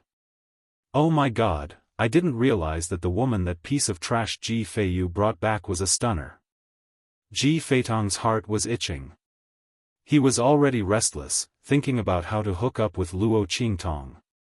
If it didn't work, then he would use force. Would Ji Feiyu deal with him because of a woman? Of course, it didn't matter even if he did. What could a piece of trash like him do to him? He couldn't be a threat at all. It was impossible for the family to help Ji Feiyu. As Ji Feitong thought of this, he instantly felt a burst of pride. The way he looked at Luo Qingtong became even more wretched. Behind Luo Qingtong, Yen Yang clearly saw his gaze and instantly sneered in her heart. How dare the other party have designs on her master? She was simply courting death. She looked at Chu Tianyi, who was beside her, and said, "When you arrive at the family Ji, remember to protect master well." Originally, there was no need for Yen Yang to instruct this matter. Generally, the people around Luo Qingtong would do this. However, Chu Tianyi was temporarily sold to Luo Qingtong. Moreover, the reason why she sold herself was related to her. She was not sincerely working for Luo Qingtong. Yen Yang was worried that his carelessness would cause Luo Qingtong to encounter danger.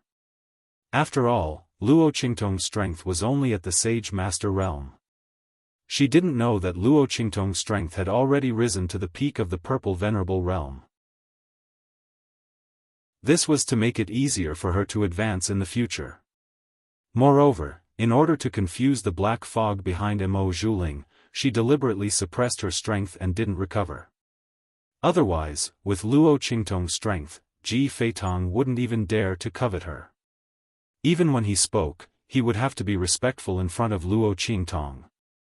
Moreover, Luo Qingtong's true strength was far beyond the 9th level of the Purple Venerable realm. When Yen Yang spoke, Chu Tianyi glanced at her and said, "What identity are you using to speak to me?" As he spoke, he didn't wait for Yen Yang to speak and continued to speak. "If you speak as my wife, then whatever you say is what it is." Chapter 2947. You. The moment Chu Tianyi's words left his mouth, Yen Yang felt a burst of anger. How could this man be so shameless? Why did she think that he was gentle, humorous, honest, and considerate? Why did she think that he was someone she could spend the rest of her life with? Now, it seemed that he had made a mistake back then. Yen Yang was furious. She gritted her teeth and said, "Don't forget that you sold yourself to the master." "Yes, so I just need to make sure that she doesn't die." Chu Tianyi raised his eyebrows and looked at her. He didn't think that he was wrong to take advantage of her. During this period of time, he knew that Yen Yang was stubborn and unyielding. If she decided on something, even 10 horses couldn't pull her back. Therefore, if he wanted to win her back, he had to use some means. And this means was Luo Qingtong's safety. In fact, Chu Tianyi knew clearly that Luo Qingtong's strength was not as weak as it seemed. Otherwise, she wouldn't let them stay in Star Alliance while she went back to Family Ji with Ji Feiyu. Chu Tianyi didn't believe that Luo Qingtong didn't know the possible danger of this trip. Therefore, she must have a way to deal with it. Yen Yang was just too concerned about her, so she was confused. However, even if Chu Tianyi knew this, he wouldn't tell Yen Yang. Otherwise, she wouldn't let him get close to her. Once Luo Qingtong finished what she wanted him to do, he didn't know if she would continue to stay by his side. Therefore, Chu Tianyi had to plan for himself. Speaking of which, he was helpless. As the overlord of Tianfeng region, he could only rely on threats to make the woman beside him listen to him. Not only that, she was very angry and didn't want to have anything to do with him. If people knew about it, they would be shocked. But he was defeated by this woman. What could he do? Chu Tianyi still remembered the scene when he was thrown into the dilapidated temple.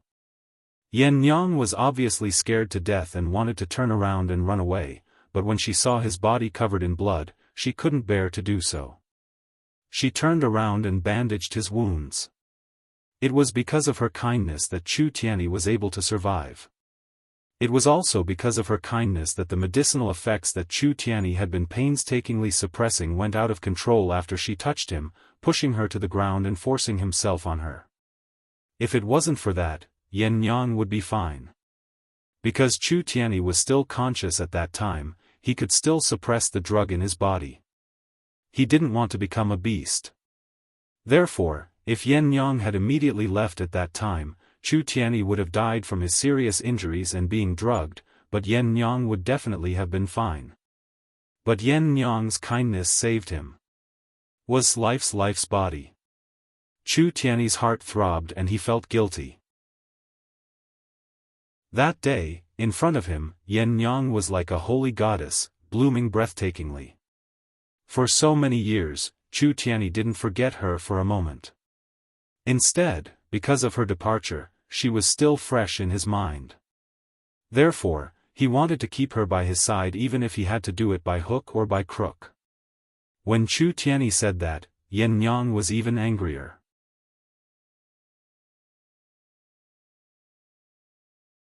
Chapter 29:48. She was extremely depressed in her heart. She wanted to curse Chu Tianyi, but after tossing and turning, other than that shameless word, she couldn't say anything else. In fact, when she heard the word madam, her heart skipped a beat. Chu Tianyi didn't know that she had really considered marrying Lin Yi. After Luo Qingtong brought back the news about Chu Lingfeng, she had already decided that after meeting Chu Lingfeng and asking for his opinion, she would tell Lin Yi everything and see if he would accept her. Who would have thought that before she could meet Chu Lingfeng, Chu Tianyi's identity was exposed? Yen Yang didn't know how to face him. The person she was attracted to and the person she hated were the same person. How could she accept this? When Yen Yang spoke, Chu Tianyi's heart was filled with joy. Because Yen Yang's words meant that he could call her madam. He was finally one step closer to her. Although this step was a result of his meticulous planning, he was still very happy. Okay, don't worry, I will stay by her side. Of course, you have to stay by my side too, madam. As Chu Tianyi said this, he looked deeply at Yen Yang. Yen Yang turned her head and ignored him, but her heart was in turmoil. She wasn't as indifferent as she looked. Lin Yi and Chu Tianyi, these two people faintly overlapped with each other, making Yen Yang's heart uncontrollably flustered. When Yen Yang and Chu Tianyi were talking in a low voice, Ji Fighting had already ordered Ji Feitong to apologize to Luo Qingtong and Ji Feiyu. No matter what, Ji Feiyu had the identity of a legitimate son. They could be disrespectful to him in private, but there was no need to do so in front of outsiders. Why leave a weakness for the other party to use against him? In any case, Ji Feiyu's status as the son of the first wife wouldn't last for long. When the time came, they would have plenty of opportunities to deal with him. Why should they be in such a hurry? Therefore, Ji Fighting very generously apologized to Luo Qingtong, saying that he didn't think it through, and asked his subordinates to immediately go to Star Alliance to investigate the annulment of the engagement. In fact, wasn't it up to him to decide how to investigate this matter and how long it would take? So what if Luo Qingtong planned for Ji Feiyu? Wasn't he still unable to defeat him? Ji Fighting's expression was indifferent. He sneered in his heart. He didn't take Luo Qingtong's words seriously at all. Luo Qingtong also saw the sarcasm in his eyes and naturally knew what the other party was thinking. However, she had just spoken because she couldn't stand the hypocritical behavior of these fake immortals. She deliberately exposed this matter so as to dampen their spirit. As for whether Ji Fighting would send people to investigate, what the results would be, and when he would reply, she didn't consider it at all. After all, there was a saying, if you want to condemn someone, you can always find a pretext. If these people from the family Ji really wanted to deal with Ji Feiyu and her, they would do it for any reason. It didn't matter whether they investigated or not. Therefore, she smiled and didn't care at all. Under Ji Fighting's scolding, Ji Feitong also apologized to Luo Qingtong and Ji Feiyu. He coveted Luo Qingtong, so he didn't reject apologizing to her. On the contrary, when he apologized to Ji Feiyu, he felt very dissatisfied and perfunctory. Ji Feiyu couldn't be bothered to pay attention to him. In this matter, the one who was implicated the most was Luo Qingtong. As long as the other party apologized to Luo Qingtong, he couldn't be bothered with anything else. The group of people continued on their way to the family Ji. Chapter 29:49. In the family Ji, a group of people was waiting in the ancestral hall. Father. A very pretty and cute girl stood beside the head of the family Ji and said to him, Ji Feiyu has embarrassed us so much this time. You can't tolerate him because he's the son of the first wife. Otherwise, what will happen to our family Ji's reputation? As Ji Miao Miao said this, she glanced at the middle-aged man beside the head of the family Ji. The middle-aged man's expression was ugly. He looked at her and said in a low voice, "Are you, is definitely not someone who would disregard the family for personal affairs."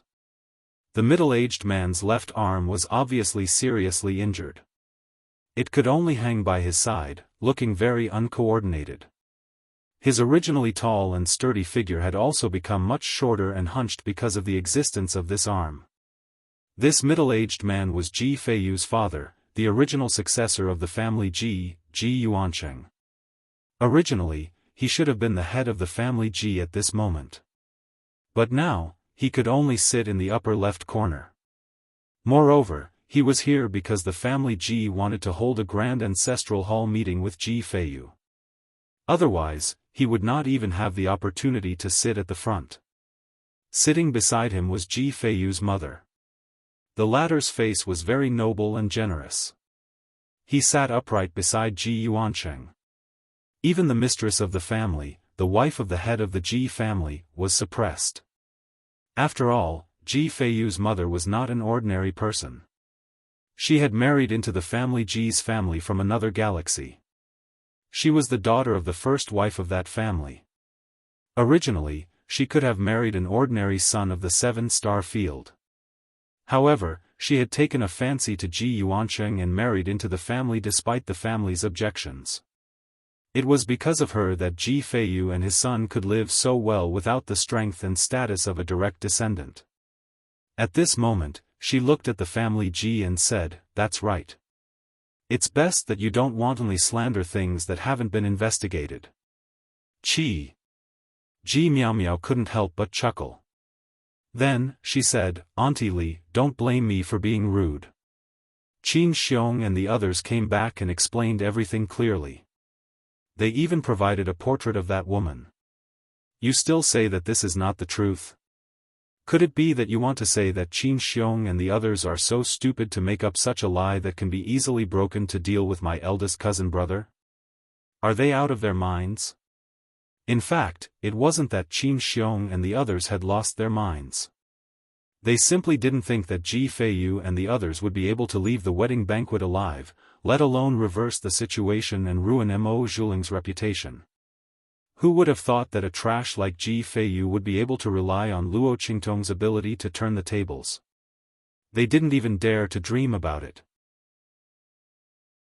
Therefore, when they went back, they naturally and scrupulously slandered and discredited Luo Qingtong and Ji Feiyu to get away with it. At this moment, when they heard Ji Miao Miao's voice, although they felt guilty, they still said firmly, "That's right. Miss Miao Miao is right. We can't say such a lie that can be easily broken. Young Master Feiyu did fall in love with that girl called Luo Xiaoqi. That's why the Star Alliance's eldest daughter broke off the engagement. This is absolutely true. If the family head and elders don't believe us, you can go to the Star Alliance to check."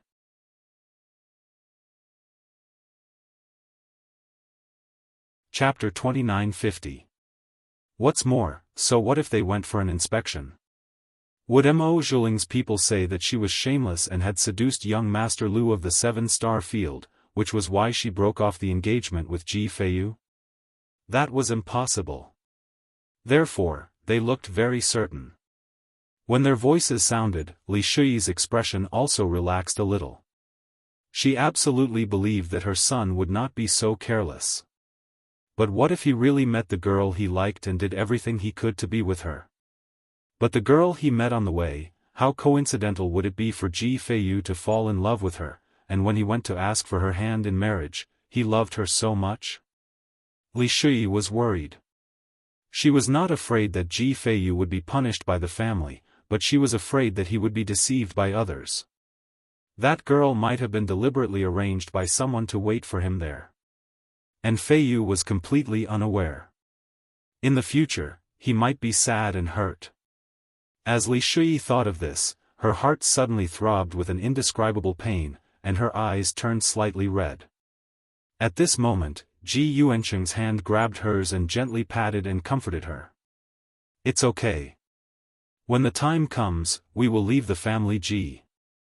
I think that after we leave, no one will come to deal with us anymore. As Ji Yuanqing said this, his eyes were slightly red. He was a dignified man, but at this moment, he actually had the urge to cry. He tried his best to hold it in, not revealing any clues. But his heart was extremely sour.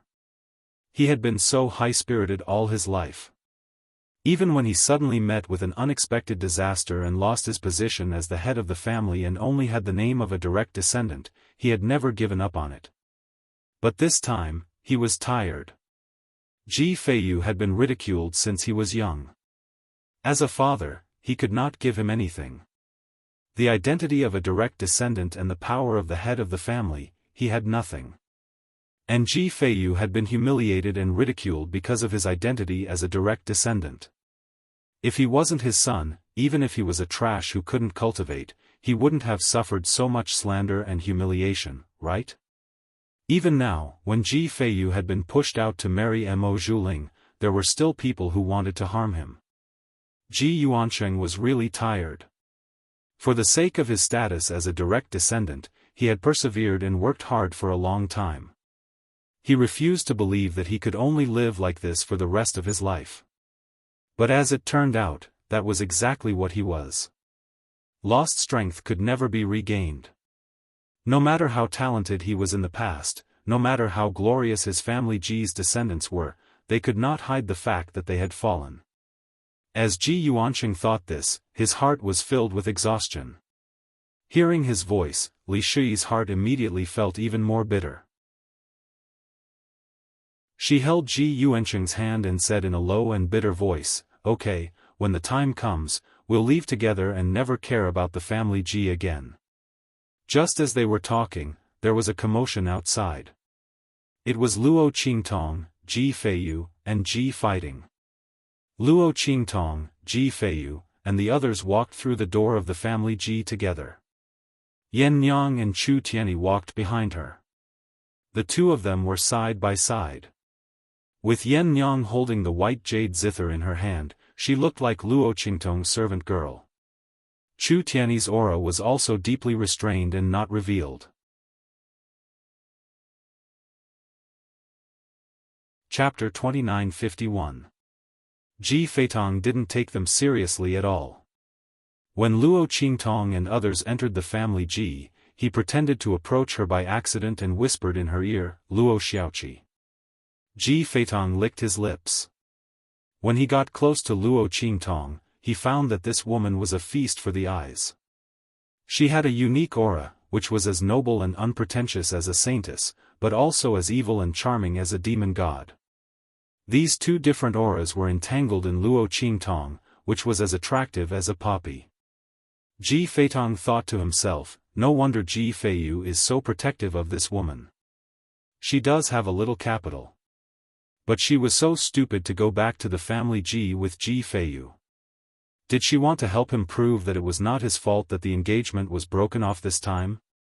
Unfortunately, the family Ji might not believe it. What was more, Ji Feiyu's father, the head of the family Ji, Ji Yuankuan, had been waiting to deal with Ji Feiyu and his father. But they hadn't found a chance. This time, such a good opportunity came to them. How could they let it go? Ji Feiyu was destined to not be able to escape from this matter. Not only that, Luo Qingtong, who came with him and was involved in this matter, would also be the target of the family Ji's anger. At that time, she would end up miserable. With that thought in mind, he said to Luo Qingtong frivolously and arrogantly, "Luo Xiaoqi, how about being my woman and following me? As long as you are with me, I'll make sure you'll be safe in the family Ji. You probably don't know that Ji Feiyu can't escape this disaster. The head of the family Ji and brother fighting have been waiting to deal with him for a long time. No matter what the reason is, it won't affect the family's punishment on him. And you, the suspected culprit, will be greatly angered. If you are with me, I'll beg brother fighting and ask them to give you to me. What do you think?" As he spoke, he looked at Luo Qingtong up and down lustfully. Luo Qingtong was crossing the threshold of the family Ji behind Ji Feiyu and the others. Hearing his words, she smiled and looked at him, "Be your woman?" I'm afraid you're not qualified. It's better if you let me be your mistress. Then, you'll be the lowest slave. Maybe I'll consider it. As she spoke, she moved closer to Ji Feitong. She breathed. Ji Feiyu's eyes when she was close to him. Yet, Luo Qingtong's words were like a ladle of water, drenching him in the heart. Not only that, but he was also extremely furious. You! When he was about to shout angrily, Ji Feiyu, who noticed the movement behind him, rushed to Luo Qingtong and blocked him, saying coldly, Ji Feiyu, what are you doing? His voice was cold. After Suiyu and the others arrived, they were ready to fight. Humph! Looking at Ji Feiyu and the others, Ji Feiyu swallowed the anger and resentment in his heart. Then he looked at Luo Qingtong coldly and sneered, what are you doing? Of course I'm reminding Luo Xiaoqi. Miss Luo, our family Ji is not a place where you can come and go as you please.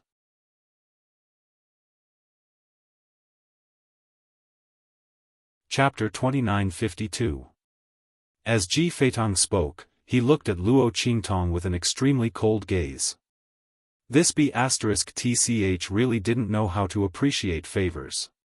She refused a toast only to be forced to drink a forfeit. In that case, don't blame me for being impolite. Let's see how she will kneel and beg me then. With that thought, he immediately snorted coldly and strode forward. On the other hand, Ji Feiyu looked at Luo Qingtong worriedly and asked, Little Seven, are you all right? He blamed himself in his heart. He was just about to go back to the family Ji. He was worried about his parents and unconsciously walked faster. He forgot that Luo Qingtong was still behind him. Otherwise, Ji Feitong wouldn't have had the chance to get close to Luo Qingtong. I'm fine. Luo Qingtong raised her eyebrows and chuckled. She meaningfully put away a medicine bottle in her sleeve. The information revealed by Ji Feitong was quite interesting. Ji Fighting's father, the head of the family Ji. Luo Qingtong looked at Ji Feiyu and the others walking in front of her and asked Ji Feiyu, is Ji Fighting the person who replaced your position as the young master? Yes, Ji Feiyu nodded. His tone was a little difficult. He looked at Luo Qingtong and didn't know why she asked this. He was the legitimate son of the family Ji, but his status in the family Ji was actually lower than that of the collateral family members. He only had the title of being the legitimate son of the family Ji. In fact, it didn't live up to the name at all. The young master of the family Ji was Ji Fighting. He announced to the public that he had no choice but to occupy this position, so he wouldn't address others as the young master. But in fact, who didn't know that he was the young master of the family Ji? It didn't matter if Ji Fighting wanted this title or not. But with this title, it was difficult for him to move forward. Ji Feiyu's status in the family Ji was awkward. No one knew about it. Every day, he faced the slander of the family Ji and outsiders. Everyone said that Ji Fighting was tolerant and magnanimous. Ji Yuankun knew his place. They said that he didn't know his place because he was the legitimate son. But this was not what he wanted at all. Ji Fighting and his son stepped on him and his father's name to climb up the ladder, but they didn't forget to make them be despised. Ji Feiyu didn't know what he and his father had done wrong to be treated like this by Ji Fighting and his son. If they snatched everything he had, he wouldn't say anything. After all, the winner was the kings and the losers. But why did Ji Fighting and his father want outsiders to think that they were oppressed when they had everything? Did they think G's, G to G's G and G's to 2's? As Ji Feiyu thought about it, the light in his eyes became obscure. On the surface, Ji Fighting respected him in every way and earned a good reputation. But in private, if it weren't for him and Ji Yuankuan's instructions, why would Ji Feiyu and Ji Yuancheng's life in the family Ji be so difficult? This wasn't tolerance. This was hypocrisy and pretentiousness. They were fishing for fame. However, Ji Feiyu couldn't expose them. For the sake of his parents, he could only endure it. Okay, I understand. Luo Qingtong nodded and didn't look at Ji Fighting and the others anymore. It was fine as long as she understood who the main enemy was. Luo Qingtong didn't want to waste her limited time on people who didn't matter. Since Ji Fighting was the young master of the family Ji Feiyu's illness might have something to do with him. Luo Qingtong's thinking was very simple. There was no love, hatred, and hostility in this world for no reason.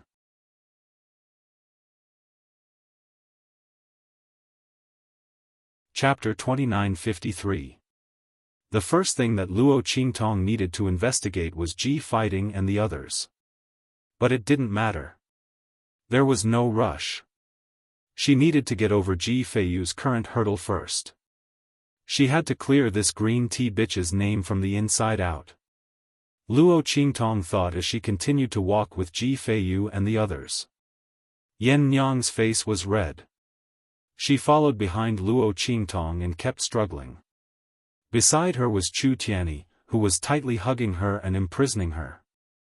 Lin Yi, you bastard! Yen Nyang roared in a low voice. She was still used to calling Chu Tianyi Lin Yi. At this moment, she was struggling furiously in Chu Tianyi's arms. Why don't you let me teach that trash Ji Feitong a lesson? She gritted her teeth and shouted at Chu Tianyi. When Ji Feitong spoke to Luo Qingtong just now, she wanted to take action. An ignorant piece of trash actually dared to covet her master. How dare he ask her master to be his woman? Yen Nyang's face was filled with anger, but Chu Tianyi's face was extremely calm. Not only that, Yen Nyang's struggling and biting were useless to him. He was even happy that she was in his arms. But of course, he couldn't let Yen Nyang know about this. He said to Hu Yennyang calmly, "Of course, I don't want you to ruin Master's plan." Chu Tianyi followed Yen Nyang and called Luo Qingtong master. He had no choice. The contract was in her hands. What's more, Chu Tianyi found that Yen Nyang valued Luo Qingtong very much. No matter how many good words he said to her, she turned a blind eye.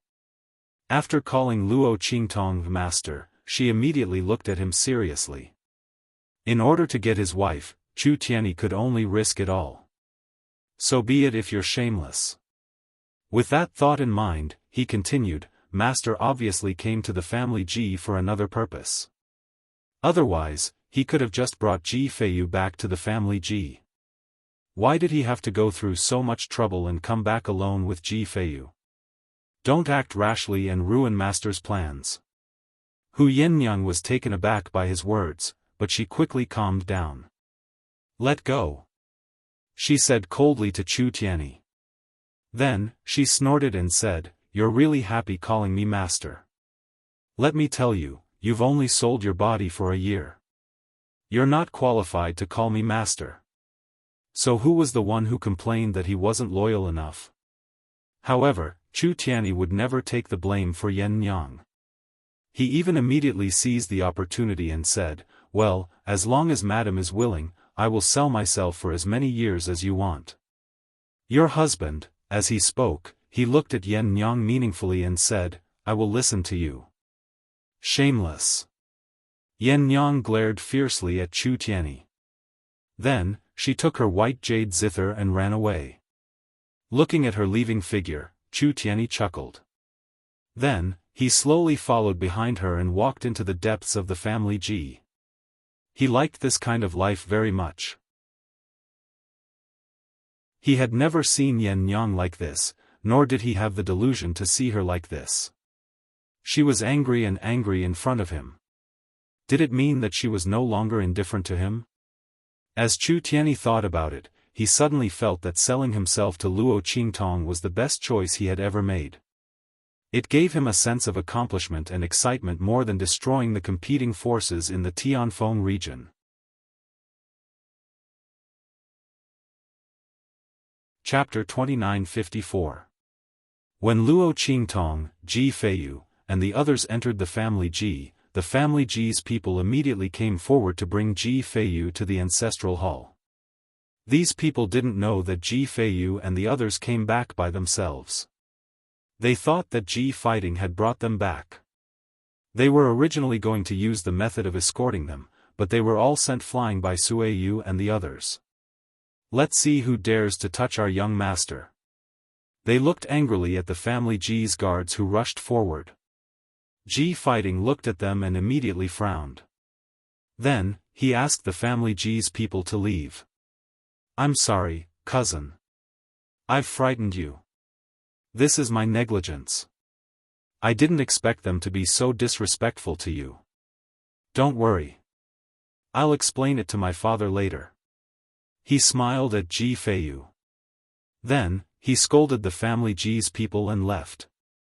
Luo Qingtong looked at them and immediately smiled. She said slowly, it was indeed too negligent.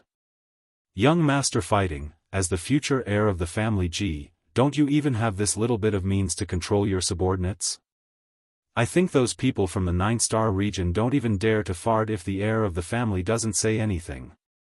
Luo Qingtong's expression was indifferent.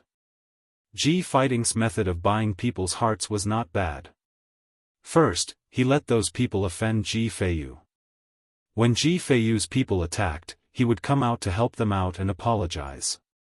After that, he would apologize to the family Ji's people who were scolded by him. At that time, he would be the good guy and the bad guy, and he would still curry favor with both sides. Whether Ji Feiyu and the others were willing or not, they would have to accept his favor. And those who were scolded by Ji Feiyu would also hate Ji Feiyu and the others. Instead, they would think of his kindness. TSK, TSK, TSK. This method was brilliant. No wonder Ji Feiyu's expression was so subtle when he mentioned Ji fighting. The other party's scheming methods were quite skillful. Ji Feiyu and the rest were treated as his stepping stones, and there was no way to reason with them. Otherwise, he would end up with a reputation of not knowing what was good for him. As Luo Qingtong thought of this, the smile on her face became even sweeter.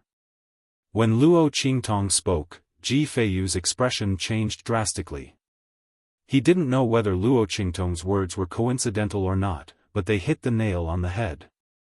His original intention was to use Ji Feiyu and the others as a raft to buy people's hearts. However, Luo Qingtong saw through the crux of the matter at a glance. She actually used the excuse of lax management to block him. That's right, Ji fighting's behavior just now seemed to be magnanimous, but if one looked carefully, it seemed that he didn't even have the ability to restrain these people. Otherwise, why didn't he reprimand those people before they attacked Ji Feiyu? Was it because he didn't want to scold him, or was it because he couldn't? Ji fighting would never admit to the first possibility. His gentle, humble, courteous, and friendly image as the heir of the family must not be destroyed. Thus, he could only acquiesce to the second possibility. However, for a family heir to be lax in managing his subordinates, this was a very serious matter to outsiders.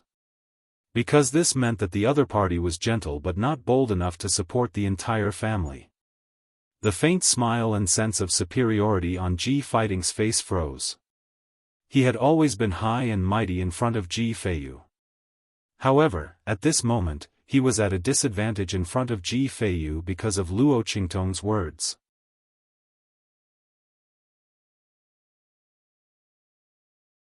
Chapter 2955. Eldest brother, why are you still here? Why don't you go into the ancestral hall? Father and the others are getting impatient from waiting. Ji Miao Miao appeared in front of Luo Qingtong and the others with a group of family Ji's guards. At this time, Luo Qingtong and the others had already entered the family Ji's ancestral hall while talking. They happened to bump into each other at the entrance. Luo Qingtong immediately raised her eyebrows and looked at the arrogant and gorgeous Ji Miao Miao. After the latter came out, she walked straight to Ji fighting and the others with her guards. She didn't even look at Luo Qingtong and Ji Feiyu. She only glanced at them when they were mentioned. I heard from the guards who just came back that Ji Feiyu wanted to defy orders and didn't want to return to the family Ji's ancestral hall. When Ji Miao Miao mentioned Ji Feiyu, she didn't care and didn't show any respect for him. She was Ji Yuankuan's only daughter, the real family Ji's precious daughter who grew up with great care. So what if she was disrespectful to Ji Feiyu, the son of the first wife? In the entire family Ji, except for Ji Fighting, who had to set himself up for outsiders to see, who really cared about Ji Feiyu and his son, the so-called direct descendants? The Ji family of today was no longer the glorious Ji family of the past, which had produced many talented people and was no longer the Ji family of the past. Now, the collateral branch of the family Ji was in charge.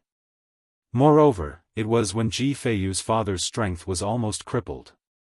The elders of the Ji family begged the Ji family to let their father take over the position. Under such circumstances, who would dare to do anything to her? Ji Fighting needed to put on an act, but she didn't. When she heard her words, Luo Qingtong immediately chuckled. She looked at Ji Fighting and said, "Young master of the family Ji is really scheming. It seems that not only can you not control your servants, you can't even control your own sister. Then you don't have to put on an act in front of us. We all know that the young master of the family Ji is you. Young master of the family Ji doesn't need to put on an act. Sometimes, you overdo it, just like," at this point, Luo Qingtong's lips curled up.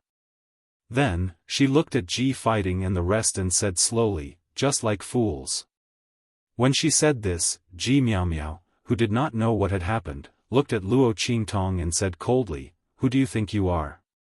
How dare you call my brother a fool?" Her voice was cold. However, the moment she spoke, Luo Qingtong's smile became even more gorgeous and enchanting. She chuckled and said to Ji Miao Miao, "I'm talking about people who cover up too much. That's strange. Young master of the family Ji, you're the one who put on the act. Are you blaming me for not being able to say that? If I say that there's a puddle of dog poop by the roadside, are you going to say that you pooped it?" The smile on her lips was devilish. Ji Feiyu and the others thought that she would have a conflict with Ji Miao Miao and the others. They didn't expect her to say such a thing. Instantly, the people who rushed over to protect her slipped. Sueyu and the others, especially, almost fell to the ground. Pfft.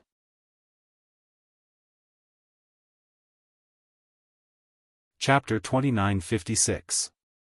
Even Ji Feiyu couldn't help but smirk at her words. He looked at Luo Qingtong with sparkling eyes. In other people's eyes, Luo Qingtong's behavior might be arrogant and vulgar, but in Ji Feiyu's eyes, it was indescribably cute. After all, it wasn't the first time that Ji Fighting and Ji Miao Miao had stepped on his head and humiliated him while pretending to be magnanimous to apologize. Every time Ji Miao Miao spoke ill of him, Ji Fighting would come forward to apologize at the right time, saying that he didn't teach his sister well.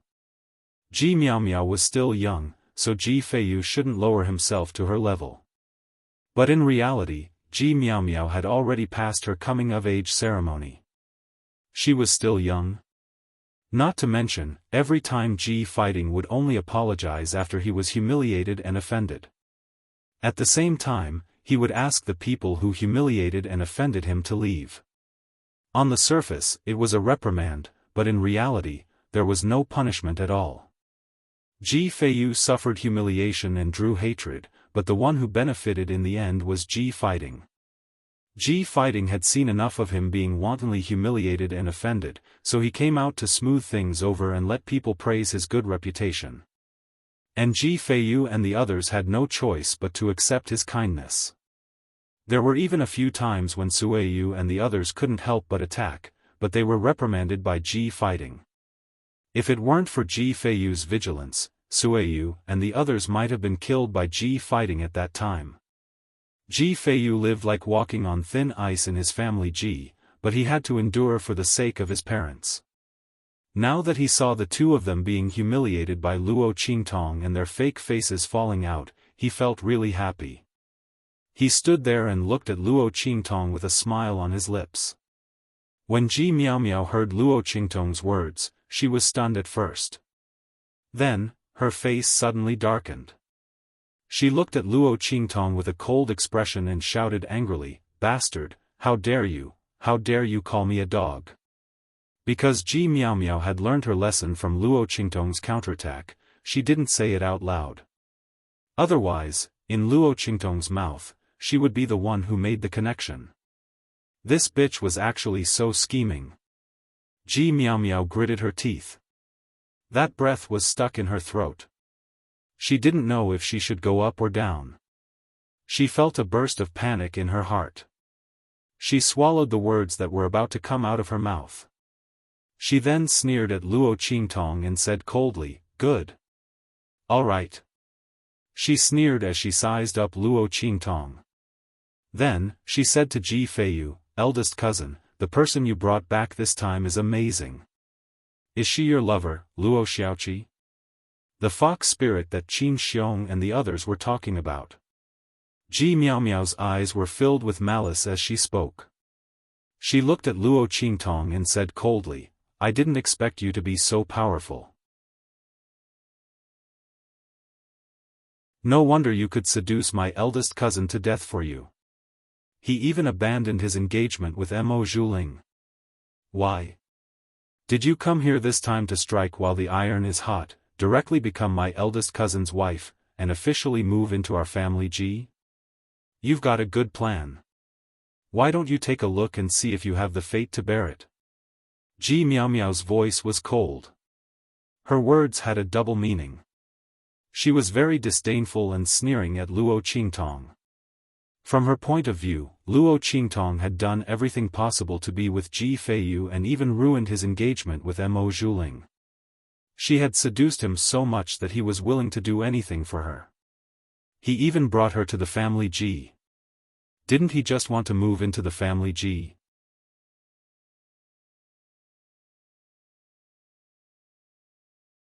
Chapter 2957. Ji Feiyu's figure flashed to Luo Qingtong's side. He looked at Ji Miao Miao coldly and said, "Show some respect, Ji Miao Miao. She's not my lover, nor is she a vixen." Ji Feiyu's heart was filled with anger. If Ji Fighting and his sister wanted to do anything, they could just come at him. What was the point of dragging Luo Qingtong into this? They always targeted the people around him. In the past, it was Sueyu and the others. Now, it was Luo Qingtong. How could they be so insidious and shameless?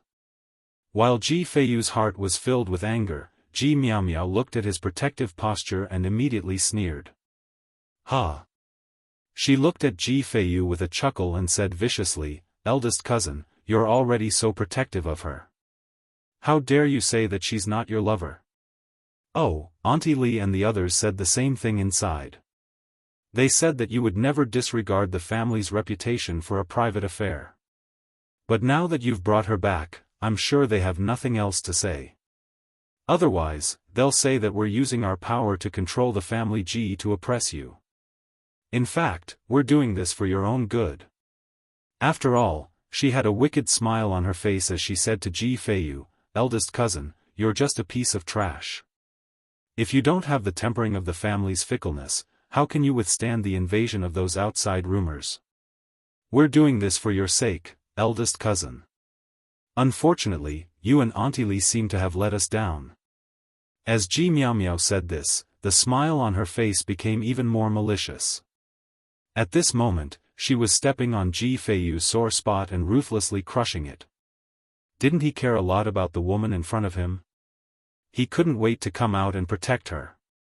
Unfortunately, what was the use of a good-for-nothing like him coming out?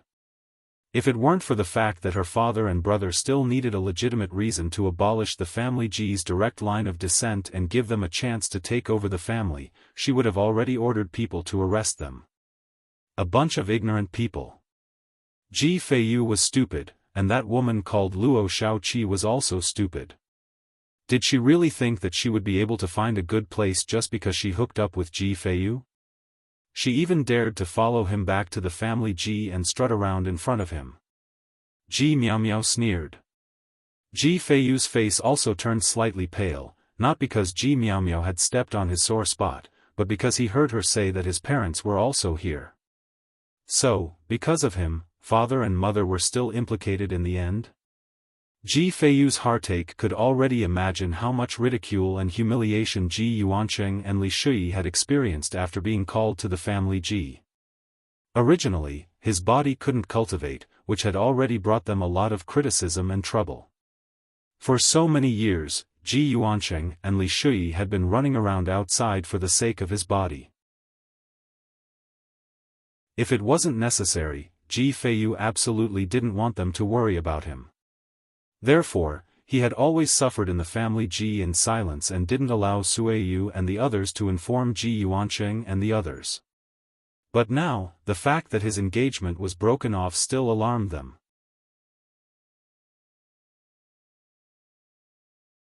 Chapter 2958. That was where the ancestral tablets of the family Ji were placed. At the same time, it was also the place where the family Ji's people usually organized ancestral worship. Ji Yuancheng and the rest of the family Ji's people should be there. When he turned to leave, Ji Miaomiao thought that he was provoked by her words, so he did not even dare to answer and hurriedly rushed to the main courtyard of the ancestral hall. Pfft! She sneered and said carelessly, "Don't you think it's too late to plead with father and the others now?" She looked indescribably proud. Her hibiscus-like face was full of harshness and viciousness. After saying these words, she looked at Luo Qingtong and said indifferently, "Luo Xiaoqi, right?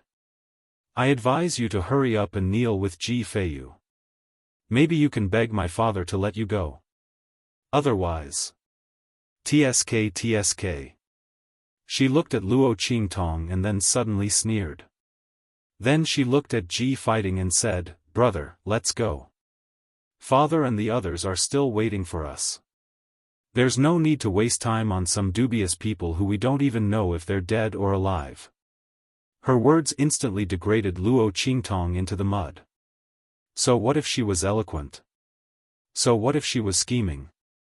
So what if she saw through their insincerity and hypocrisy towards Ji Feiyu? This was their family Ji. She was just a girl from a low-level star region who came from nowhere, but she dared to be presumptuous in front of her. Did she really think that she was invincible just because she had a sharp tongue and Ji Feiyu's protection? Unfortunately, Ji Feiyu, the son of the first wife, could not even keep his position in the family Ji. Not to mention her. As Ji Miaomiao said this, she glanced at Luo Qingtong with a very satisfied and noble expression and then walked to the main courtyard of the ancestral hall with Ji Fighting. Behind them, Ji Feitong glanced at Luo Qingtong with a sneer and also left. This woman didn't know what was good for her. When they arrived at the main courtyard of the ancestral hall, she would suffer a lot. At that time, even if she knelt in front of him and begged him, he would not accept her. Who gave her the courage to talk back to Ji Miaomiao when she came from a low-level 9-star starfield? It was simply stupid beyond compare. Ji Feitong felt that even if he was mesmerized by her beauty, he would never fall for her again. He couldn't afford such a woman. Only that trash, Ji Feiyu, would be blind enough to take a fancy to her and protect her wholeheartedly. He wouldn't let anyone touch her. With this thought in mind, he immediately strode towards the main courtyard of the family Ji hall.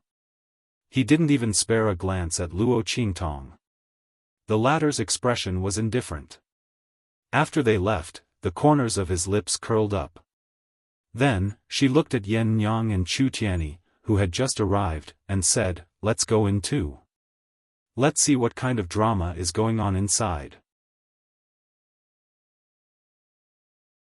As she said this, she leisurely walked towards the main courtyard of the family Ji hall with Yen Nyang and Chu Tianyi.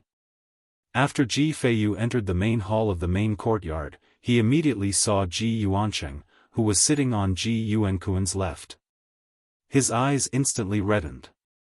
At this moment, Ji Yuancheng and Li Shui also saw him and immediately stood up. Their voices were choked with joy and surprise.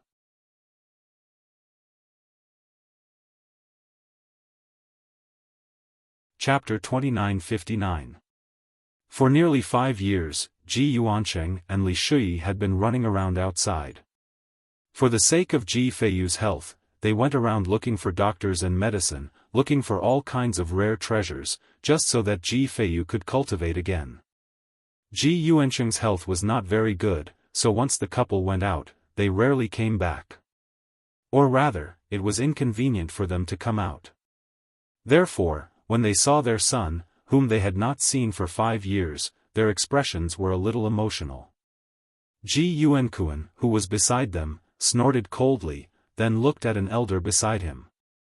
The latter understood and immediately stood up and said to Ji Feiyu, "Ji Feiyu, do you know your crime?" As soon as he said that, Ji Yuancheng and Li Shui's exposed emotions suddenly disappeared. They looked at the elder who spoke. Ji Yuancheng said in a deep voice, "Elder Dai, the matter has not been investigated clearly. What right do you have to convict you? As soon as he said that, Ji Miao Miao's voice came from the entrance of the hall. "What is there to investigate clearly? Uncle, you don't know, but eldest cousin brother brought everyone back. He's behind us now. He'll come over later. This time, eldest cousin brother has done a great deed for our family Ji. Your direct line of descent will be able to continue very soon. I have to congratulate eldest cousin brother for bringing home the beauty." As she said that, she immediately walked in from the entrance of the hall with Ji fighting. The latter's expression was refined and polite. After entering the hall, he nodded and bowed to the elders present. Ji Miao Miao could be arrogant and disrespectful, but he, the future heir of the family Ji, could not. When their figures walked in, the expressions of the family Ji's elders immediately became gentle.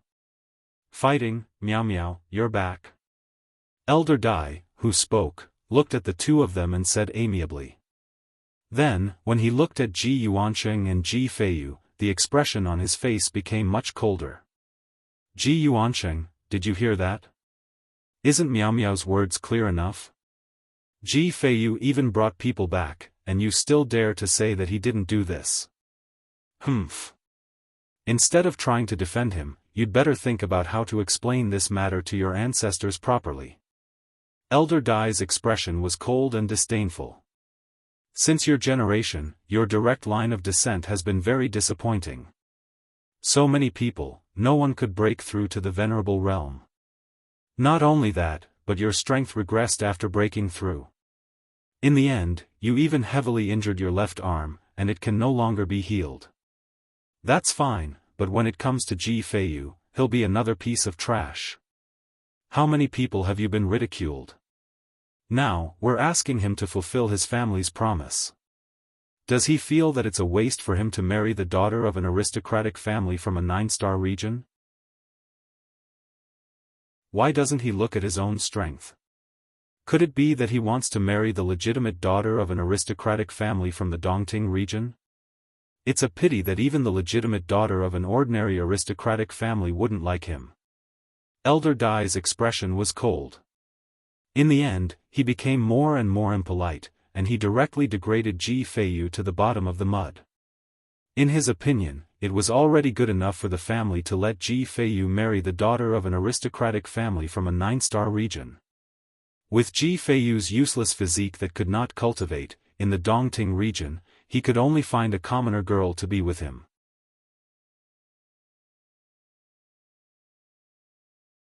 Chapter 2960. When his voice rang out, Ji Yuancheng's face was also livid with anger. He looked at Elder Dai and the others and said coldly, "Our direct descendants are disappointing. But for so many years, if it weren't for our direct descendants who established this family Ji, you wouldn't be able to yell at us here. My son, who he likes, it's up to him to decide. When the family asked him to propose back then, didn't they not inform me? You used my son as a scapegoat. Now that his engagement has been broken off and he has suffered all kinds of humiliation, he has come all the way back, and you only care about holding him accountable. Alright, since you insist on bickering, then I'll ask you. This engagement, who set it up in the first place? Does it have anything to do with Why should he go and ask for her hand? I didn't speak before, and you all treated me as a cripple. Since that's the case, then I'll open my mouth today. Whoever set up the engagement should go and propose. Today, I will definitely avenge the humiliation my son suffered. You want us to explain in front of our ancestors? Fine. Ji Yuancheng's life will end here. My son has embarrassed the family Ji. We are willing to plead guilty and accept punishment. But the person who set the engagement, pushed my son out to propose, and humiliated the family today, should he also come out to receive punishment? Who pushed my son out? All of you, King, stand out. Ji Yuancheng's eyes were blood red. With a thud, a long saber was stabbed into the mud by him. Although his left arm was crippled and his strength hadn't improved at all, and he couldn't compare to the other branch family members of the same age, he wasn't a complete cripple. His strength was amazing back then, and he was many times stronger than the direct descendants of the family in the entire Dongting region. To put it bluntly, the current head of the family Ji Yuankuan, was not even qualified to carry a saber for him back then. Now that he had encountered an unexpected disaster, his personality had changed a lot. However, the hot-bloodedness of the past was still present. Now that this elder Dai had belittled Ji Feiyu both openly and covertly, his hot-bloodedness erupted in an instant. As soon as he spoke, elder Dai and the others were stunned. Indeed, the current Ji Yuancheng did not even have the qualifications to be on equal footing with them. However, no one had forgotten how high-spirited Ji Yuancheng was back then. In front of him, all of them had to bow their heads. They didn't even have the chance to look up at him. If it weren't for the fact that Ji Yuancheng encountered a huge change in his cultivation later on, causing his cultivation to stagnate. Even now, they still had to kneel in front of him and respectfully call him family head. Now that they saw him fly into a rage, everyone immediately recalled Ji Yuancheng's appearance back then. Immediately, they were unable to recover from their shock. Meanwhile, Elder Dai's face was flushed red. Not for anything else, but when Ji Feiyu went to marry Mo Zhuling back then, he was the one who jumped out the most. It could be said that Ji Feiyu's engagement to Mo Zhuling was completely pushed by him. And he did so naturally under Ji Yuankuan's instructions. Ji Feiyu's situation was actually not as bad as he had said. Even in the Dongting region, there were many direct descendants of the aristocratic families who wanted to marry him.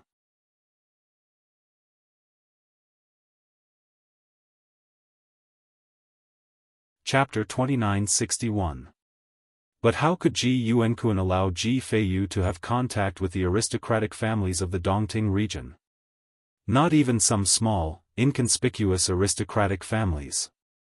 Not to mention the branch families of those high-ranking aristocratic families. Because if that was the case, he wouldn't be able to make a move against Ji Feiyu and the others. That was why he had set up a good show to make Ji Feiyu work for the family and marry Mo Zhuling. Otherwise, how could the Alliance Master of the Star Alliance, who was just a 9-star domain's Alliance Master, be able to form a marriage alliance with the Ji family whenever he wanted? Did their family Ji have no way to do anything? This was simply a joke. When Ji Yuancheng's voice rang out, the faces of the family Ji elders flushed red. This was because when they had decided to let Ji Feiyu marry Mo Zhuling, they had all agreed. It could be said that they had a part in Ji Yuancheng's words. At that moment, an elder flew into a rage out of humiliation and said, "It doesn't matter how this engagement was set in the first place. Ji Feiyu agreed to the family's request, so he should fulfill it. Otherwise, why would he have agreed to it in the first place?" As soon as he said this, he remembered that they hadn't given Ji Feiyu the right to refuse at that time and had only informed him of the matter. Immediately, his face turned a little green and then a little white. However, in the end, he still stubbornly endured and said shamelessly, "Anyway, Ji Feiyu didn't explicitly refuse at that time, so it means that he agreed. In that case, now that the engagement has been broken off, it's his responsibility." how can you blame us? Ji Yuansheng, you didn't teach your son well, yet you blame us for giving him a chance to contribute to the family. As a father, you really don't know what you're doing. As soon as he said this, Ji Yuansheng's face became even more furious. At that moment, Ji Feiyu's voice rang out. Elder, you're right. This is indeed my fault. I shouldn't have cared about the kindness that the family Ji has taught me all these years. I shouldn't have done nothing for the family Ji after taking up so many resources from the family Ji. I shouldn't have thought that my parents would need your help when they needed it, so I didn't reject you immediately. It's my fault. I'm leaving the clan now. From now on, I have nothing to do with the family Ji. Regardless of whether it is mockery or ridicule, humiliation or trampling, I will bear it all alone. I will no longer let you all be humiliated. Please approve. Ji Feiyu's heart was filled with indescribable ridicule and exhaustion. This was a member of their family Ji. After his engagement was annulled and he was summoned back from afar, the first thing he did was not to ask for the reason, but to convict him. He would rather listen to Qin Xiong, who had betrayed his master, than spend time listening to his explanation. They were so aggressive, what else could he say? Naturally, he would do as they wished. The only thing Ji Feiyu's heart ached was that he had persevered for so long in the family Ji, but in the end, he still did not reduce the pressure on his parents. He still made them run around, work hard, and worry for him. In the end, he still made them experience belittling and slandering because of him. Ji Feiyu could not hold it in anymore. Why didn't he reject the engagement with Mo Zhuling back then? Did the family Ji give him the right to refuse? They only told him that he should marry Mo Zhuling.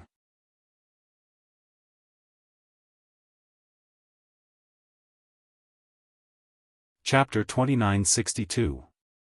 But for so many years, everything he ate, wore, and used, including the resources he worked hard to cultivate, were all given to him by his parents. It had nothing to do with the family Ji. But even if he knew this, Ji Feiyu couldn't expose the family's words and expose this lie. Because Ji Yuansheng and Li Shui were running around outside, if they encountered danger, he still needed the family to rescue them and give them a helping hand. Therefore, he couldn't fall out with the family and could only silently bear it. But now, in this elder's words, it was as if he had asked for it himself. The family had given him a great kindness, but he didn't cherish it. Didn't they know the truth? Ji Feiyu didn't want to say anything anymore. He stood there, his posture straight. Please punish me, family head. He looked at Ji Yuankuan and said in a low voice. He didn't want to argue with anyone anymore.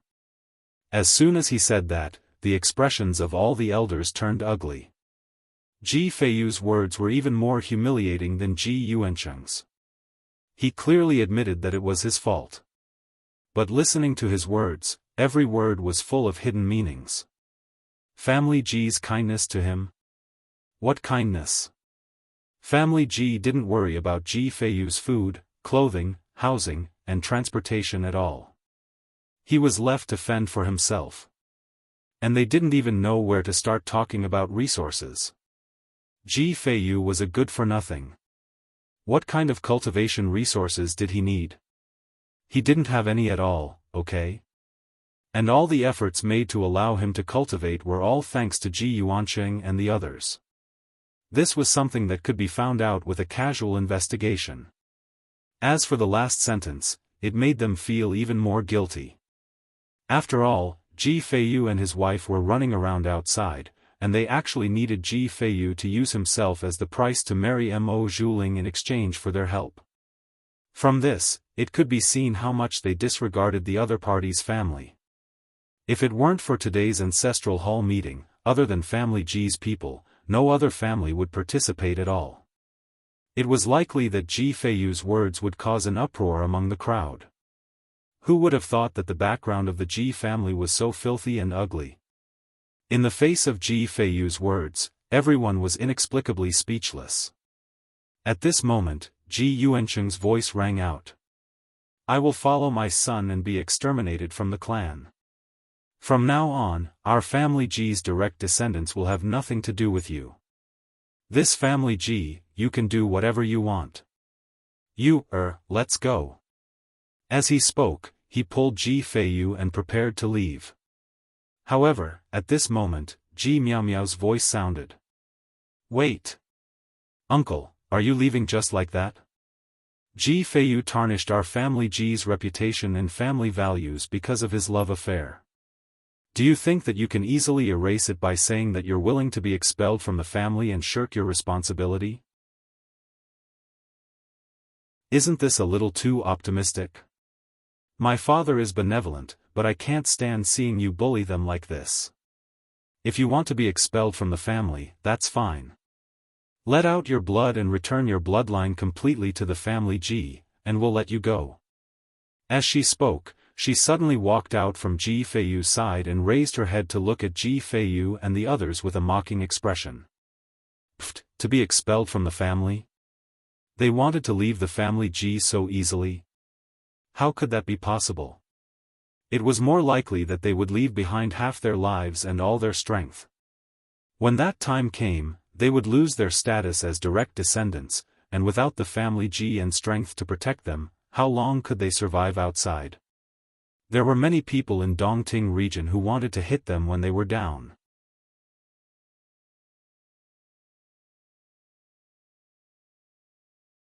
Chapter 2963. When she spoke, Ji Yuancheng and Ji Feiyu's expressions changed. At this moment, Luo Qingtong's voice slowly rang out. Miss Miao Miao, your words are very strange. She smiled. You sound so confident, as if you went to the Star Wilderness with them and saw how Ji Feiyu's engagement was broken off. As soon as Luo Qingtong spoke, everyone in the main courtyard of the ancestral hall looked at her. Who are you? Ji Yuankuan didn't speak before, but when he saw Luo Qingtong coming in from the ancestral hall, he immediately frowned. The Ji family's ancestral hall was an important place. How could anyone casually enter? Are those people guarding outside all dead? As soon as he spoke, Ji Miao Miao sneered and said, Father, this is the Luo Xiaoqi that Qin Xiong and the others talked about. The woman who bewitched Ji Feiyu and caused him to break off the engagement, making our family Ji a laughingstock. As soon as she spoke, Ji Yuankuan and the family Ji elders frowned. Ji Feiyu's cold voice rang out at this moment. Shut up. Ji Miao Miao, I've told you many times. She has nothing to do with my engagement being broken off. This matter has been confirmed by Ji Feitong and Ji Fighting. Don't talk nonsense. As soon as he spoke, Ji Miao Miao immediately laughed. Ji Feiyu, don't try to explain yourself to her. If you really have nothing to do with her, why are you so angry? Do you think we're all blind? As soon as she spoke, Ji Feiyu immediately became angry. I don't want to talk to you anymore. As he spoke, he took a deep breath and turned to Ji Feitong and Ji Fighting. When you were at the border of the Dongting region, you made it very clear, didn't you? Between me and her, there really isn't any love between us. Mo Zhuling broke off the engagement with me not because of her. That's right. Ji Fighting had a smile on his face. He looked at Ji Feiyu and nodded with a smile. That's what eldest cousin said, but, as he said this, he suddenly chuckled and said, I don't know whether this is true or not. After all, the investigation results haven't come back yet. That was right. In fact, Ji Feiyu had always had this idea, which was to make Ji Feiyu unable to defend himself. So what if the other party's engagement was broken off because of Luo Qingtong? What was important was what they said. If they say Ji Feiyu is, then he is.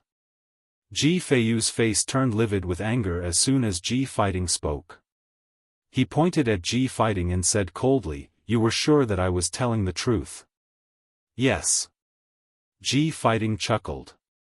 I absolutely believe that what eldest cousin said is true.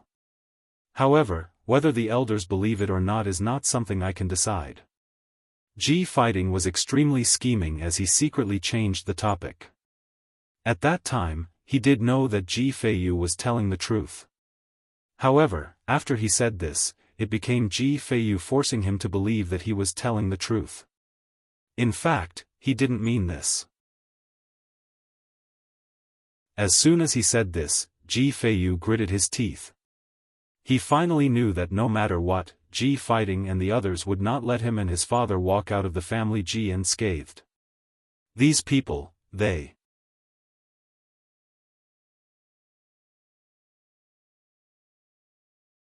Chapter 2964.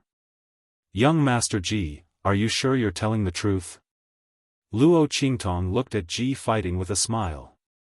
The latter looked back at her with a polite expression. I'm sure I'm telling the truth.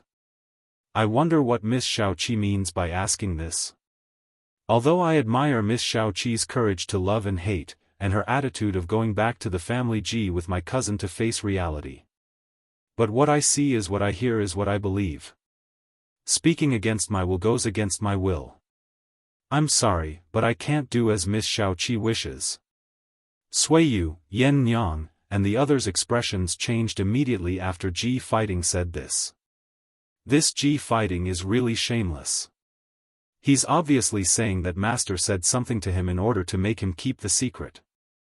In other people's ears, it's as if Master once tempted him to help Ji Feiyu talk to her.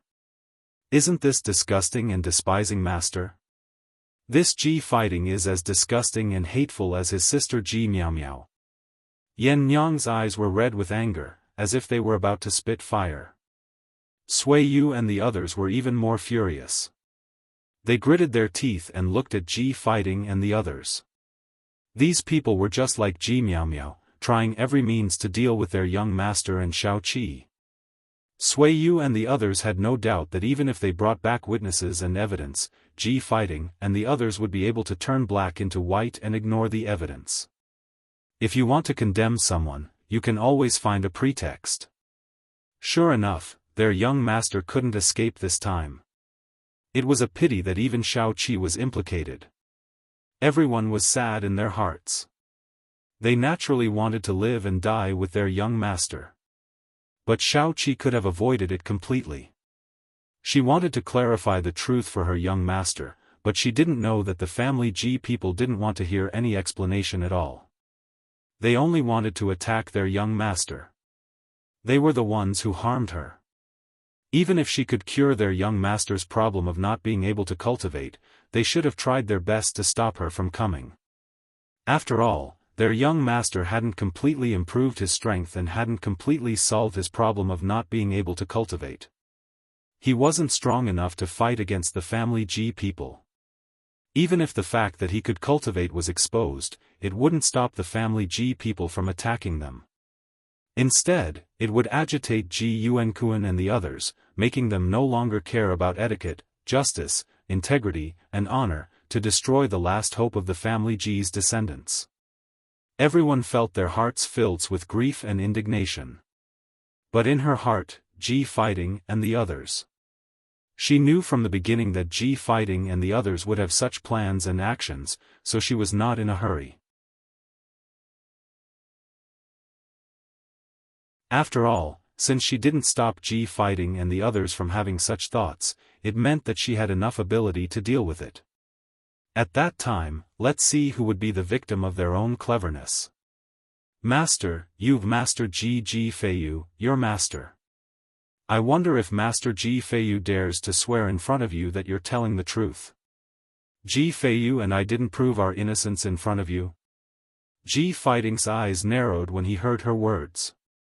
He didn't know why, but he felt that the woman beside Ji Feiyu was a bit strange. You're tuning in to the Xiaofan's Wuxia Tales YouTube channel. Don't forget to subscribe and join us on this journey to catch the most captivating stories.